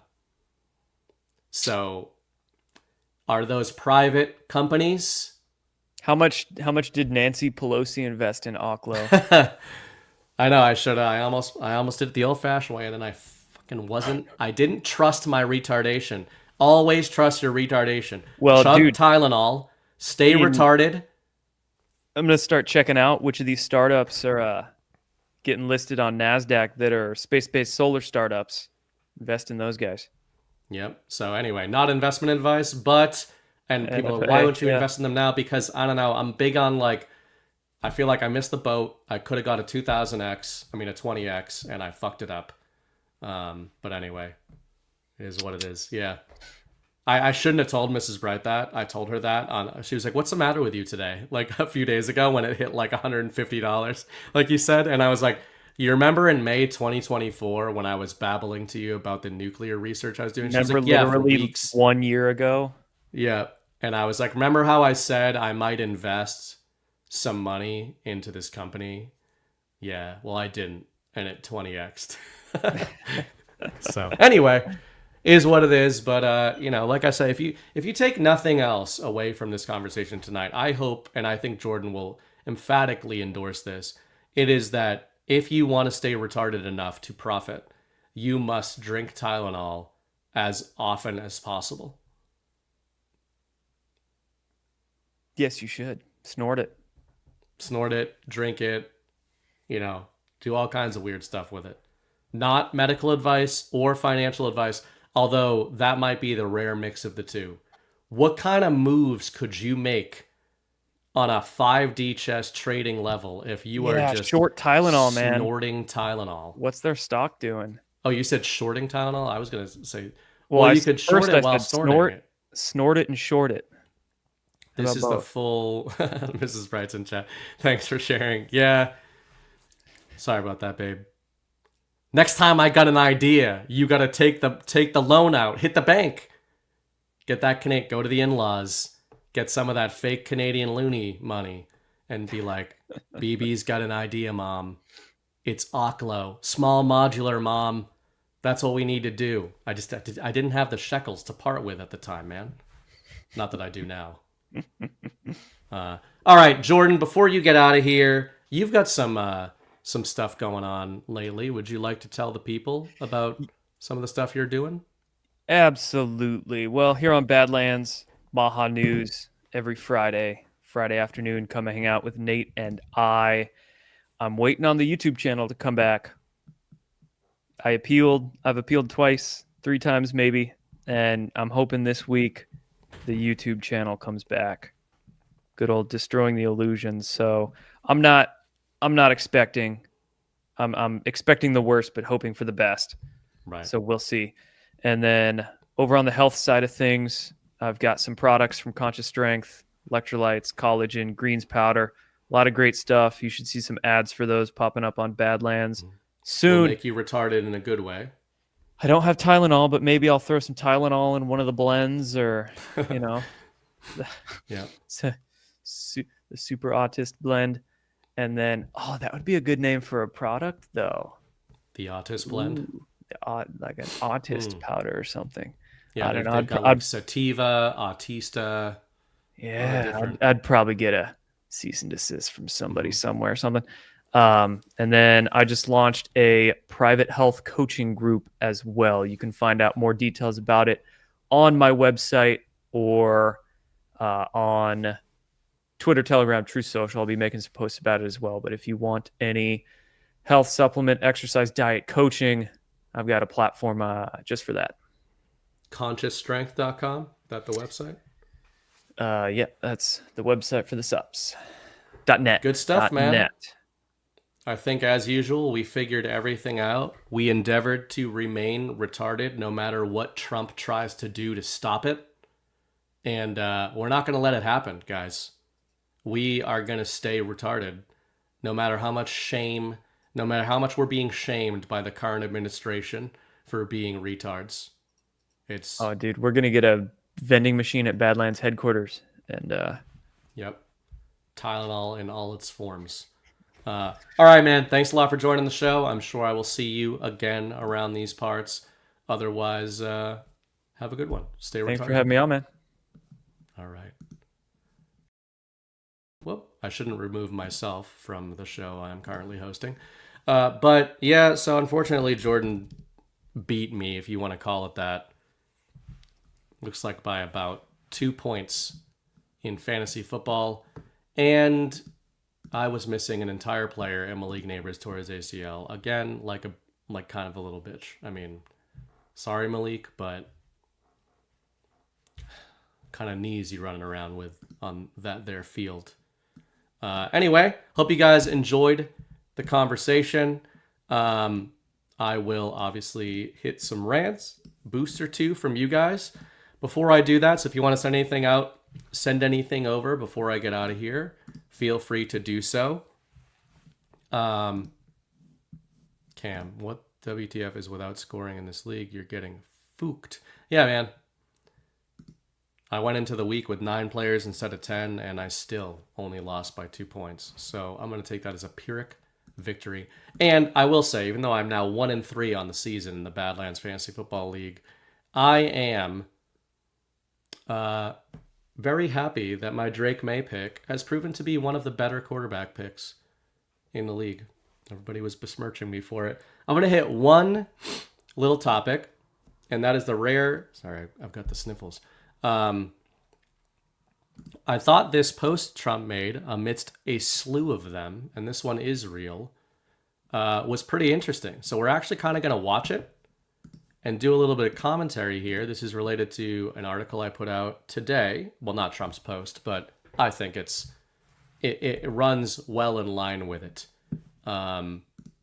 This is from 1987, a interesting year. I believe that was the year that, as John Harold surfaced on a Power Hour like a year ago, Trump appeared in Time magazine talking about the path to world peace and stability being a deal with the Soviets. So kind of interesting, kind of full circle. But that 1987 year was a big one for Trump.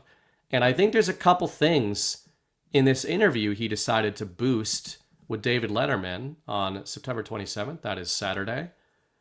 I think that there's some signal here. But, you know, let's see if you guys agree. How come this seat is at such a low level? You know, I'm looking at him. He's got this stage rigged, folks. No. But that seat is a good half, 6 inches higher than my seat. And so am I. I see. What were you like as a kid? What kind of childhood did you have? Well, I had a good childhood, wonderful parents, really good parents, and it was a good, solid childhood, I'd say. Very normal in a lot of respects, but a very, very solid childhood. Yeah. From the standpoint of family. First of all, who says that? It was a good, solid childhood. A very solid childhood from the perspective of family. I mean, it's an odd thing to say, but like, I'm not trying to analyze that part of it already. But if I do want to analyze that part of it, here's what I would suggest. While you watch this interview, think of the word battle space, and then think of timing. Okay? Pretend, whether you're one of the loons or not, like me, that you think it's possible there were at least the kernels of a long-term plan involving Donald Trump in a military alliance, a sovereign alliance. Maybe that's why he was talking about the Soviets in 1987. I don't know, I'm just saying.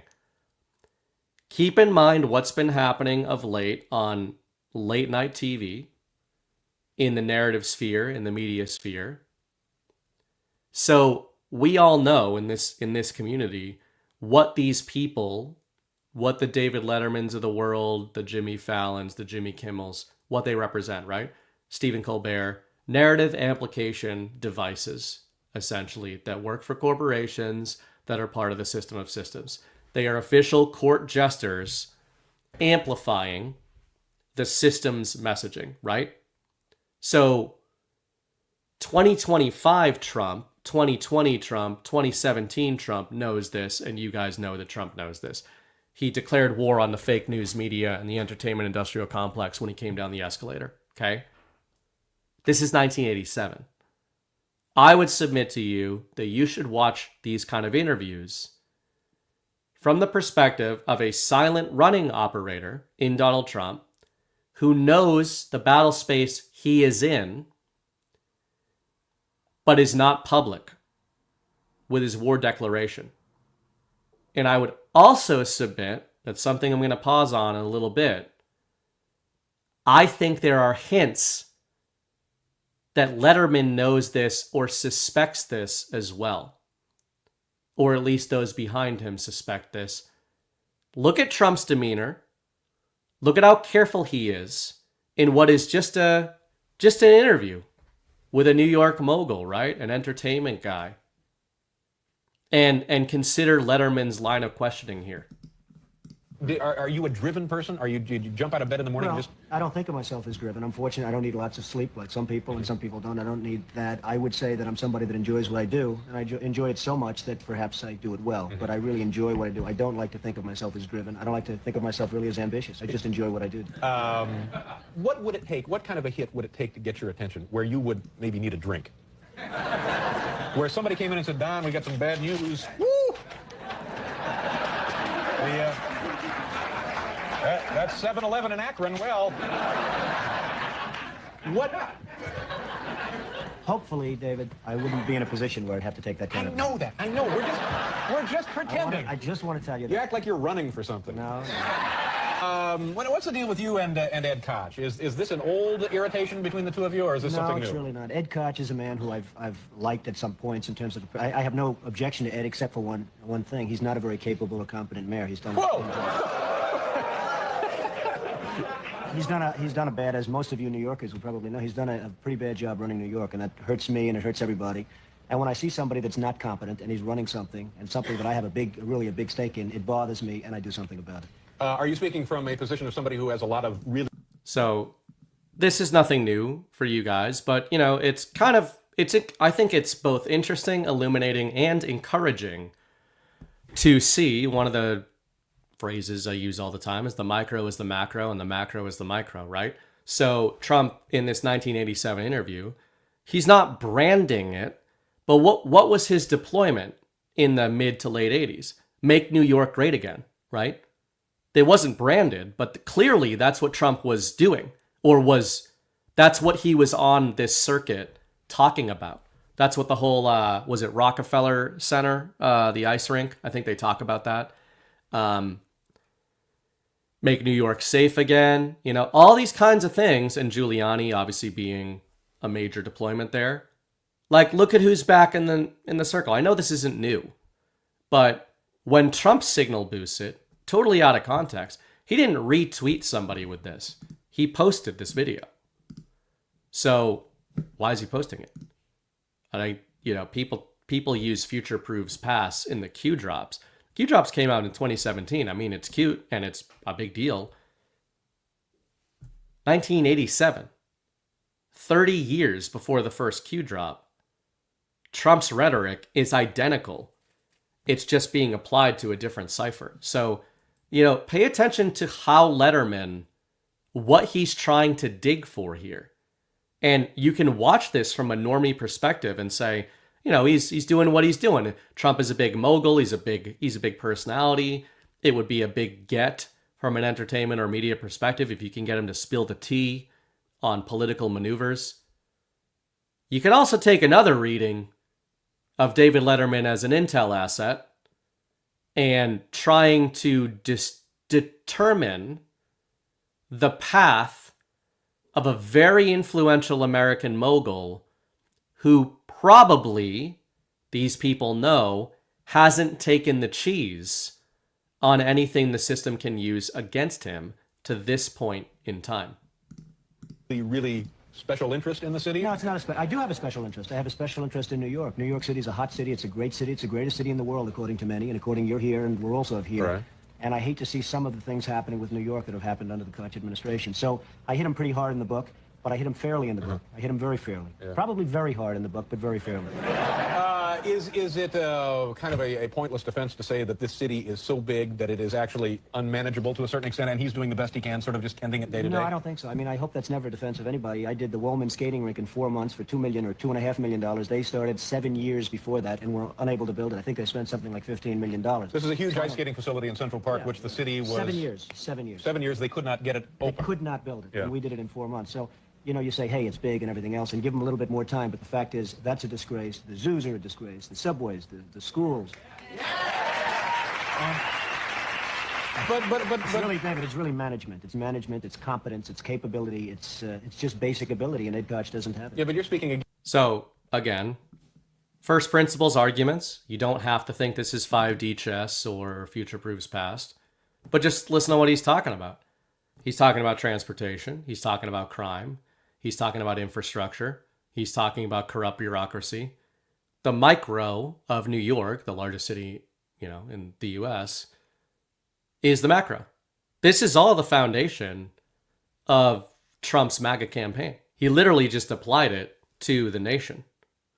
And, in terms of corrupt leadership, infrastructure, all this stuff, right?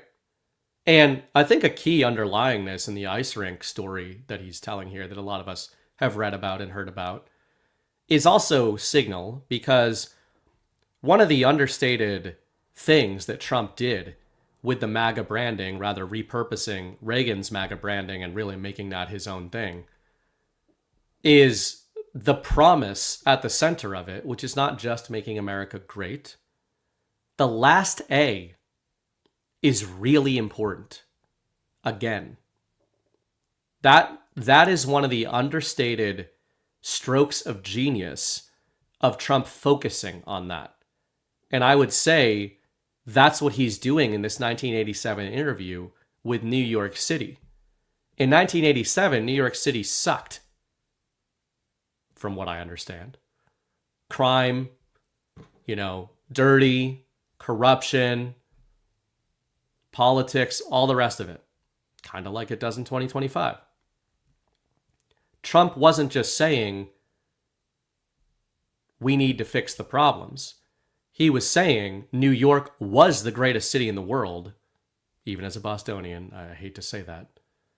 We can make it that way again. The path to doing so is here, which obviously means the path to doing so is being blocked by somebody.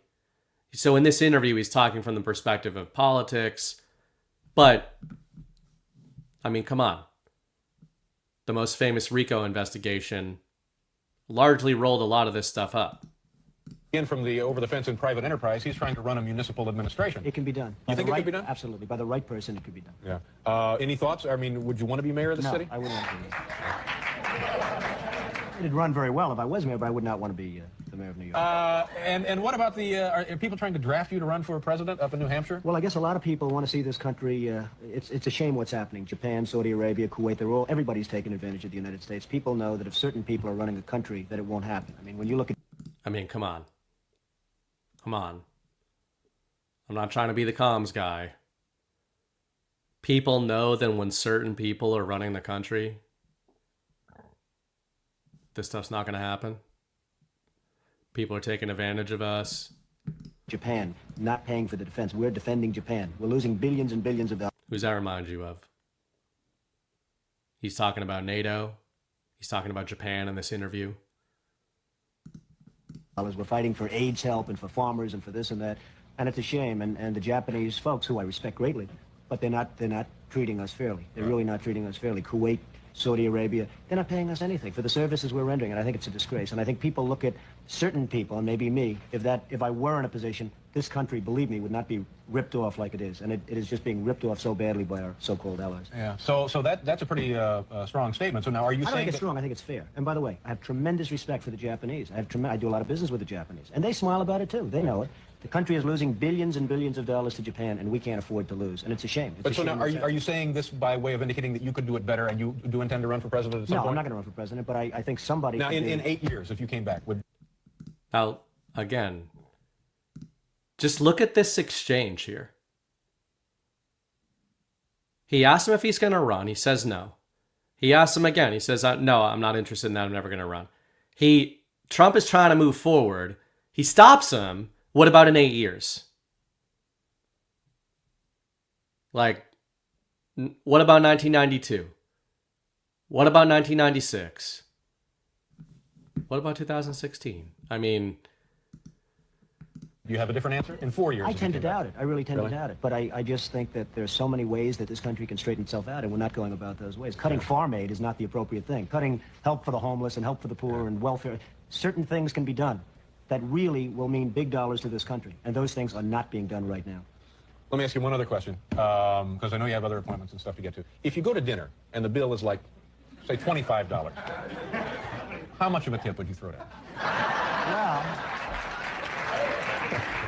you know, the way I feel about tips, if somebody does a super job, I give more than anyone. And if somebody does a lousy job, I probably give less than anybody. And that's the way I feel about life. Life should be, you should be rewarded for competence and capability and doing a job and having a smile on your face, maybe, if that's the case. And I'm a pretty good tipper when somebody's good, and I'm a pretty lousy tipper if somebody's not good. So that's the way it is. But, you know, sitting here listening to this stuff, it seems to me you are dying to get to some public platform to super... Look at this motherfucker, right? He literally does the off-ramp in media where they call it a button.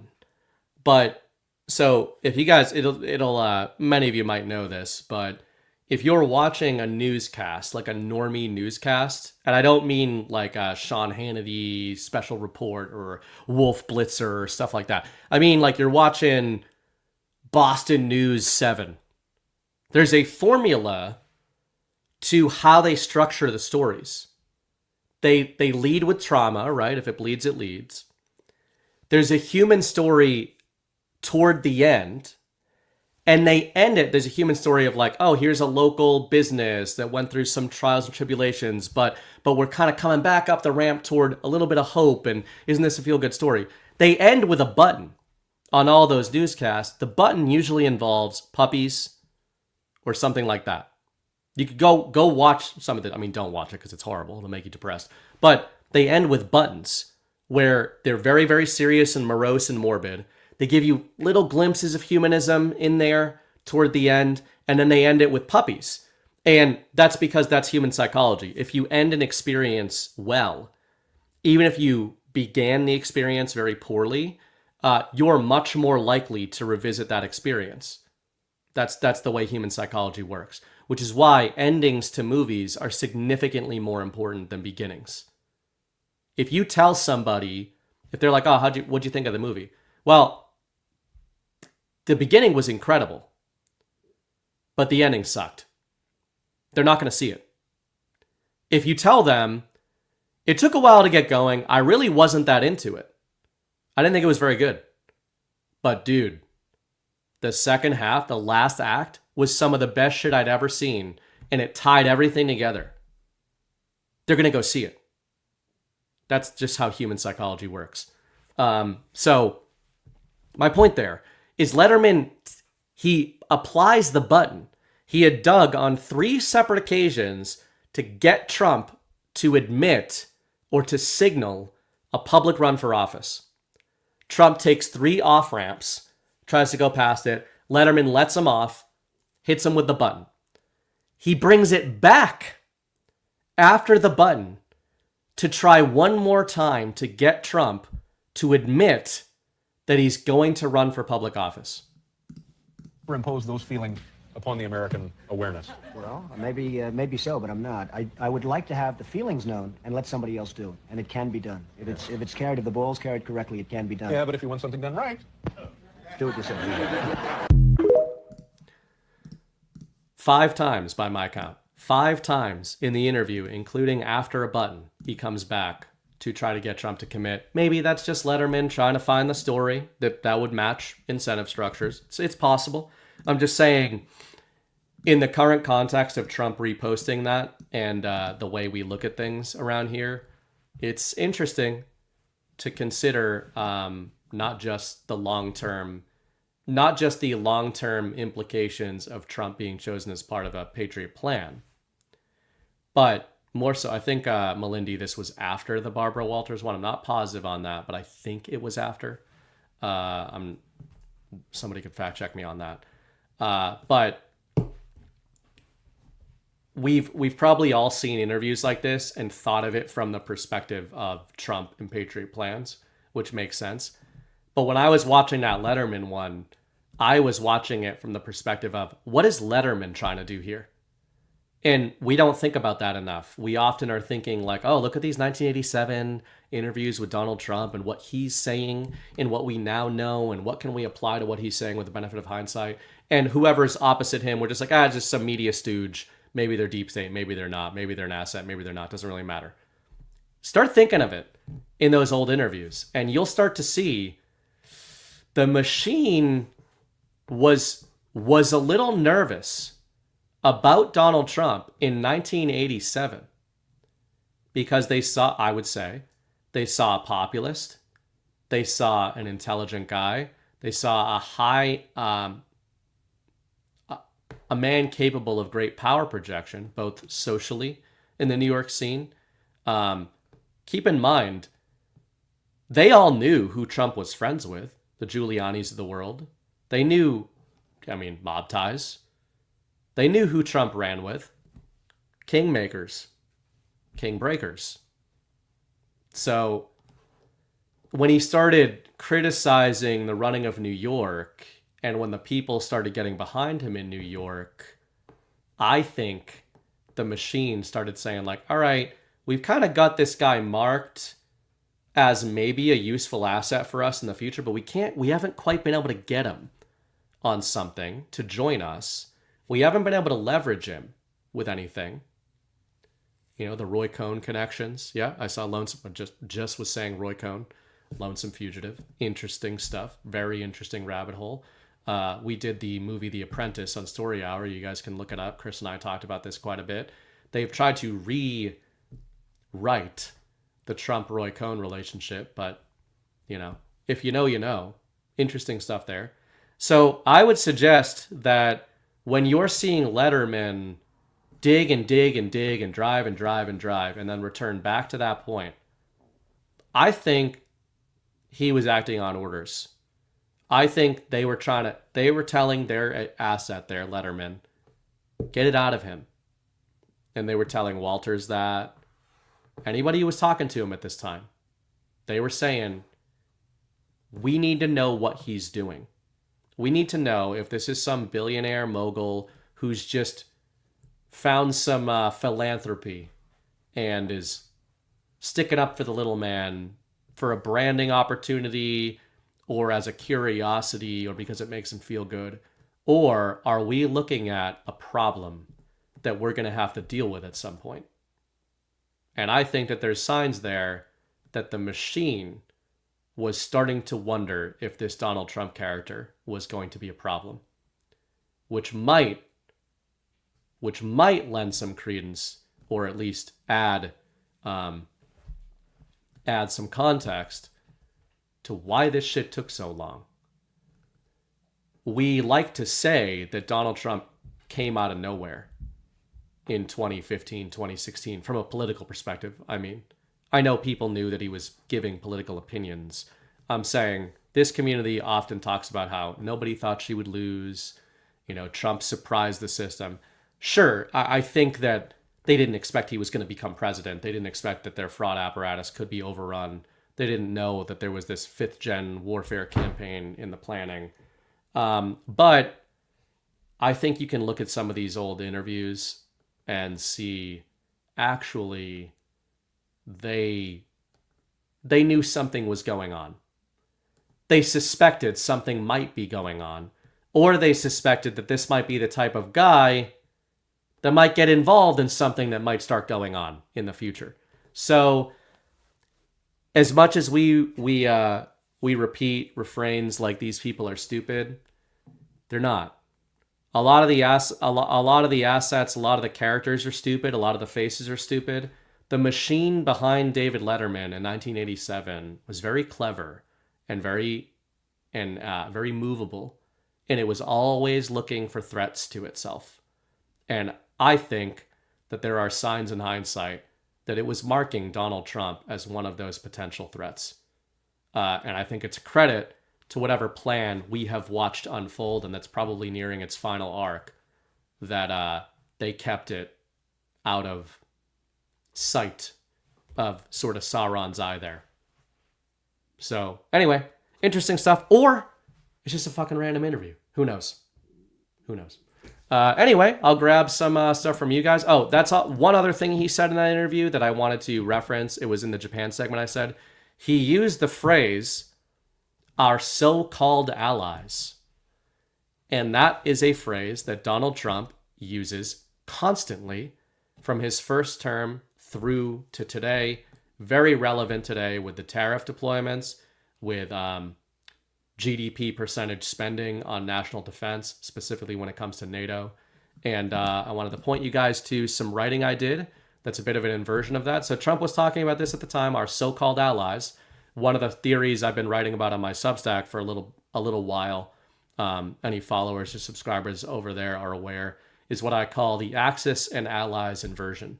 I believe you're seeing a total inversion of the Axis and Allies paradigm, and this isn't new. So my ears perked up in a 1987 interview when I heard Trump say, our so-called allies. He's, in my opinion, he was referencing even then, maybe the Allies didn't win the war. Maybe the inversion is a little more extreme than what we've been told. And if you guys want to check out anything extra on that, my Substack is free. You go to burningbright.substack.com. I put out an article today called The Villains We Need, the Total Inversion of the New World Order. That's a Grok made that. Grok made this this little thing here for me. So if you guys want to check that out, it's all free. It references an article from July where I was talking about this Axis or Allies. That's where I first talked about the Axis and Allies inversion. I do not believe that Trump threatening Russia or, bolstering Ukraine is a contradiction. Anybody who's been reading my writing for the last few years knows that I'm not only not surprised by it, but I told you this was going to happen. That he was going to go harder in the paint against Russia and on behalf of Ukraine, and was going to start publicly shifting the burden onto Ukraine and by extension NATO. And I will say that Zero Hedge and some of these others are starting to put the pieces together that we've been putting together for a kind of a while, guys. If you know, you know. John Mearsheimer on Trump passing the buck to Europe. We got them highlighting. I think Ukraine, with the support of the European Union, is in a position to fight and win all of Ukraine back in its original form. We will continue to supply weapons to NATO. I said this Wednesday night. I've been saying this in my writing. It's the key thesis behind the Axis and Allies inversion. Donald Trump, while escalating rhetorically with Russia, is not escalating with Russia. He is providing NATO the opportunity to escalate with Russia, should they desire. In other words, he is giving the Ukraine war to NATO and wiping his hands of it. So that's what's going on here. And it's coming on the back of what? A face-saving narrative for Donald Trump, where he gets to saber rattle with Vladimir Putin, but he's not rattling his saber. He's telling NATO to rattle theirs. As it turns out, NATO doesn't have any. So they have nothing to rattle. And I think that's what's going on. Which might be why you saw Emmanuel Macron de-escalate the narrative a few days ago. Notice this, guys, and look for this in the weeks ahead. As Trump escalates the narrative and the rhetoric against Russia, you are going to see NATO de-escalate. Trump is basically telling them to play a game of chicken with the axis of Russia, Iran, China, and North Korea. And NATO is not going to win that game of chicken. Trump knows they're not going to win that game of chicken. And Trump is not going to backstop NATO. So that's how I see it. You can check that stuff out if you want to. That stuff is free if you want to support me over there. Very much appreciate the people who do. In terms of the Kickstarter for Saving Soul, sent out like 3 emails last week to answer your survey. Give me your address. There were some people who didn't. There was also some people who donated to the campaign but did not choose a book. So we are trying to figure all that stuff out right now. We're going through the logistics process. I'm going to put orders in this coming week for the books, for the leather-bound books. Those are going to take a few weeks for production. And I think we are on target to start mailing this stuff out in November. Before Thanksgiving, you will have these books. In the meantime, if there's any stragglers out there, Mrs. Bright is reaching out to people to get any last-minute information that we're going to need in the days and weeks ahead. So with that said, I'm going to hit a boost from last week, or from tonight, actually. Lizzie Boston, $33.66. Story Hour is my favorite Badlands show, but the 921 The Narrative was a close second place.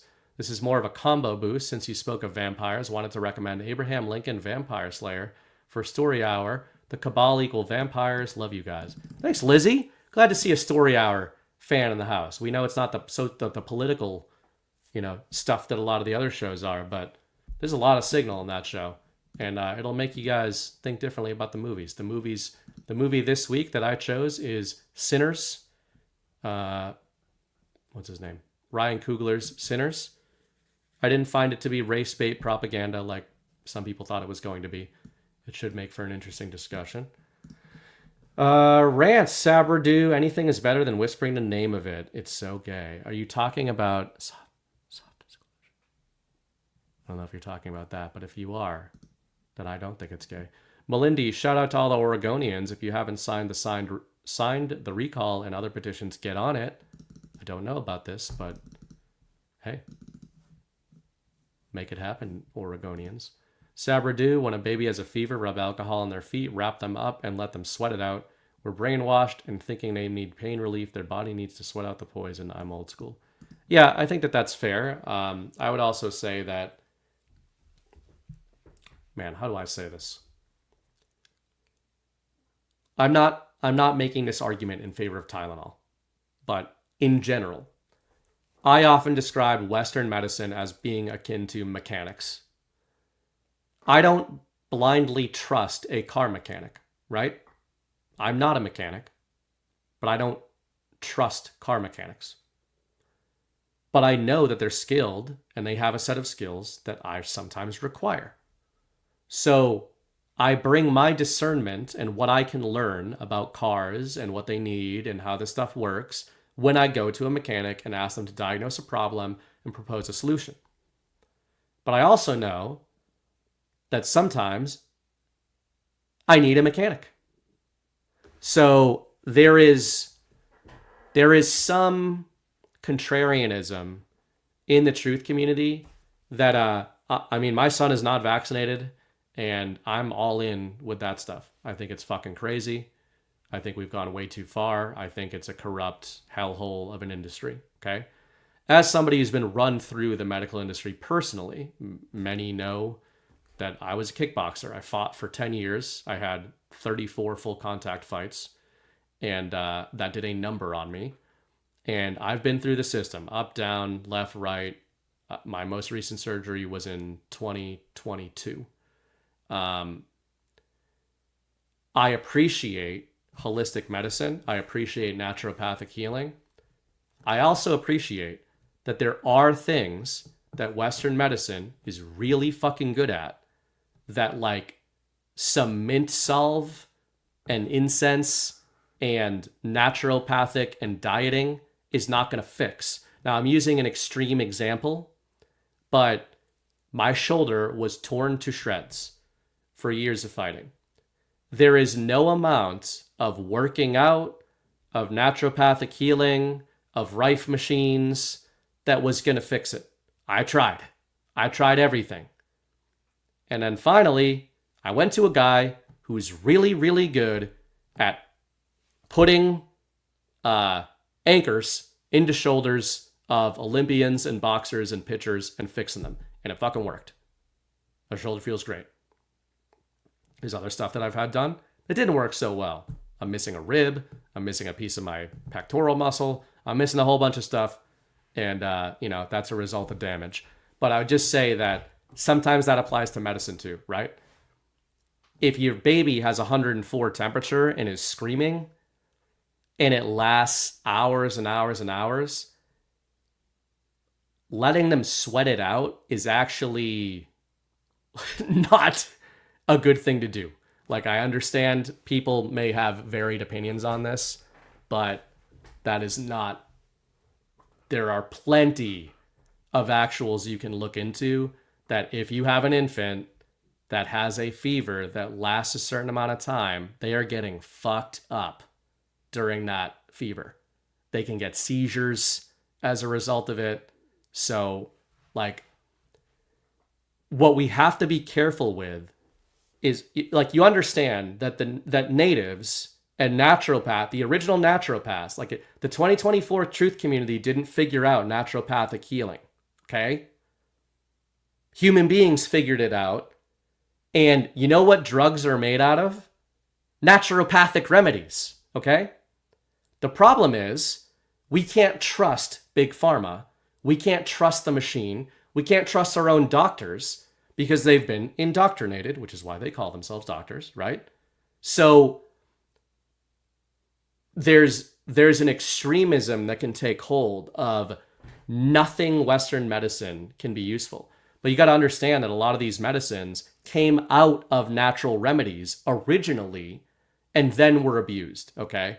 So, and I like what Jordan was talking about the relationship and the interaction between Tylenol, acetaminophen, and vaccines. That's really interesting. I don't know if he's right or wrong, but I certainly believe it. And I think you have to be really sparing with these kinds of things. I'm just saying that there's a lot of the, like, I got hit with this a lot with a lot of my injuries of people being like, you know, what you should do is like do acupuncture and cupping, and you should do this, and you should try this diet, and you should take some ivermectin and whatever. And it's like, okay, so like when I pick up a box and my shoulder falls off, which cordyceps mushroom do you think I should eat? You know, just saying. Treat your doctor like a car mechanic that you don't trust, but who knows things that you don't know. If you don't trust them morally, you shouldn't trust anything they say. If you trust the doctor morally and you think that they're trying to do the right thing, you can navigate yourself around the Western system. But there might be some things that they have that can work in very acute situations. If you have any kind of emergency situation, you are not in any better place than in Western medicine. An acute emergency situation, good luck in India. You're fucked. You're fucked. Like, good luck. You get shot, you get stabbed, you get jacked by a car, something like that. You tear your ACL, something less extreme. You're screwed in England. You're screwed in Canada, you tear your ACL. You're not in the US. So there's a lot of power that we have in Western medicine, but it has been completely incentivized in the wrong direction. So I just think, I hope that conversation starts to evolve a little bit, because like I'm on board with the truth health movement, but I do believe that people go so far where they're like, let's forage for berries and shrubs. And it's like, if your infant is screaming with 104 temperature, like, I don't know, just saying, there's a time and a place for everything. Anyway, that's just me. I'm not saying it specifically about Tylenol. I'm just saying it about other things in general. What we got here? Tam J, $20. Thanks, guys. Thank you for the support. Julia, Alberta. I've contacted people about med beds. They're all conducted on military bases, not regular hospitals. We had a convention here in San Antonio that courses were targeted in that field. I mean, I think anything is possible. I don't really take that at face value that you know about med beds, but I'm just saying, don't outsource my discernment. Babbage. Yeah, Cam, Malik Neighbors is different. Malik Neighbors better get back on the field next week, torn ACL and all. Okay? Babbage. Peter Frederick sent you $10 YouTube super chat with the message, "Go Pats." I like this laundering of YouTube super chats. Thanks, Peter Frederick. And thanks, Babbage, for allowing me to thank Peter. That's That's super chat inflation right there that I'm benefiting from. I'm like the central bank of Rumble Rants. So that's part of the strategy. Strategically ignoring super chats so that I get super chat inflation via Rumble Rants is what I like to do. Patrick J, this is for Jordan. I'm 65 years old. I have a 1-year-old baby boy. My doctor put me on blood pressure pills this week. Is there a better way? I would go to Jordan. I don't know if there's a better way or not. I'm sure that there probably is. But again, this is where, like, I don't know. People say I'm not a doctor, not just to avoid, I think a lot of times it's to avoid liability. But again, like, there are times when it's like, you might need this thing. And it might have been a doctor who gave it to you, right? I mean, hey, it happens. Like, the mechanic might be kind of slimy. He might be Greek or something, right? But maybe he knows how to fix your car too. You just got to learn how to spot the bullshit. You go to a car dealership and they're like, yeah, we need to replace the flux capacitor. It's like, well, that doesn't exist. I had a hole in my tire recently and they were like, you should get 4 new tires. The woman who was working there. And I got a little bit, I gave her a look, and when she didn't drop it, I was like, you understand that's ridiculous, right? She passed me on to somebody else. Not getting 4 new tires when they have 25,000 miles on them. That's women though, right? You put women in a car dealership, watch what happens. Anyway, I want to be lied to by a man. Face to face. Lie to me direct. Don't try to pretty it all up. That's what I say. So anyway, that's all I got for tonight, guys. Hope you enjoyed the show. If you didn't, then fuck you. But anyway, if you want to send any support in after the fact, badlandsmedia.tv/boost, pick the narrative. Otherwise, I will see you next week for episode 41. Did I say this was episode 41? I think I might have at the beginning. This was episode 40. Hope you guys enjoyed it. As I always say, the war is a story. The story is a war. Act accordingly.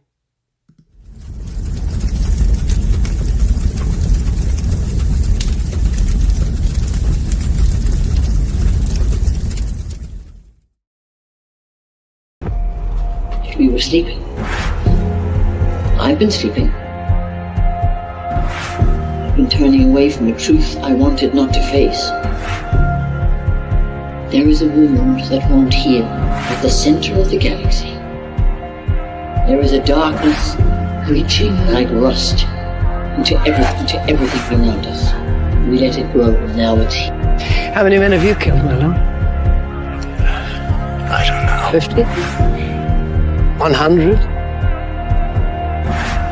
Countless. Countless has a nice ring to it. And how many lives have you saved? 500,000. Population of King's Landing. Tell me if your precious Randy commanded you to kill your own father and stand by while thousands of men, women, children burned alive, would you have done it? Would you have kept your oath then? Our time has come. We prepared. We grew stronger. While you rested in your cradle of power, you were trusted to lead the Republic. But you were deceived. You assumed no force could challenge you. And now, finally, we have returned. The visions are clear now. I see possible futures all at once. Our enemies are all around us. And in so many futures they prevail. But I do see a way. There is a narrow way through. It's not a prophecy. It's a story that you keep telling, but it's not their story, it's yours. They deserve to be led by one of their own. What your people did to this world is heartbreaking. We gave them something to hope for. That's not hope! We have survived by hiding from them, by running from them. But they are the gatekeepers. They are guarding all the doors, they are holding all the keys, which means that sooner or later, someone is going to have to fight them. I wish none of this had happened. So do all who live to see such time, but that is not for them to decide. All we have to decide is what to do with the time that is given us. Forgive me. I did not see. I have failed you all. You will bring me. John, I do not know what strength is in my blood. I swear to you, I will not let the White City fall. Our people fail. Our people. Our people. I wish you good fortune in the wars to come.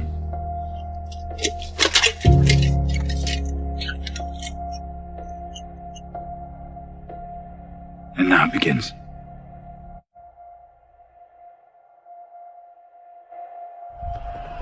No. Now it ends.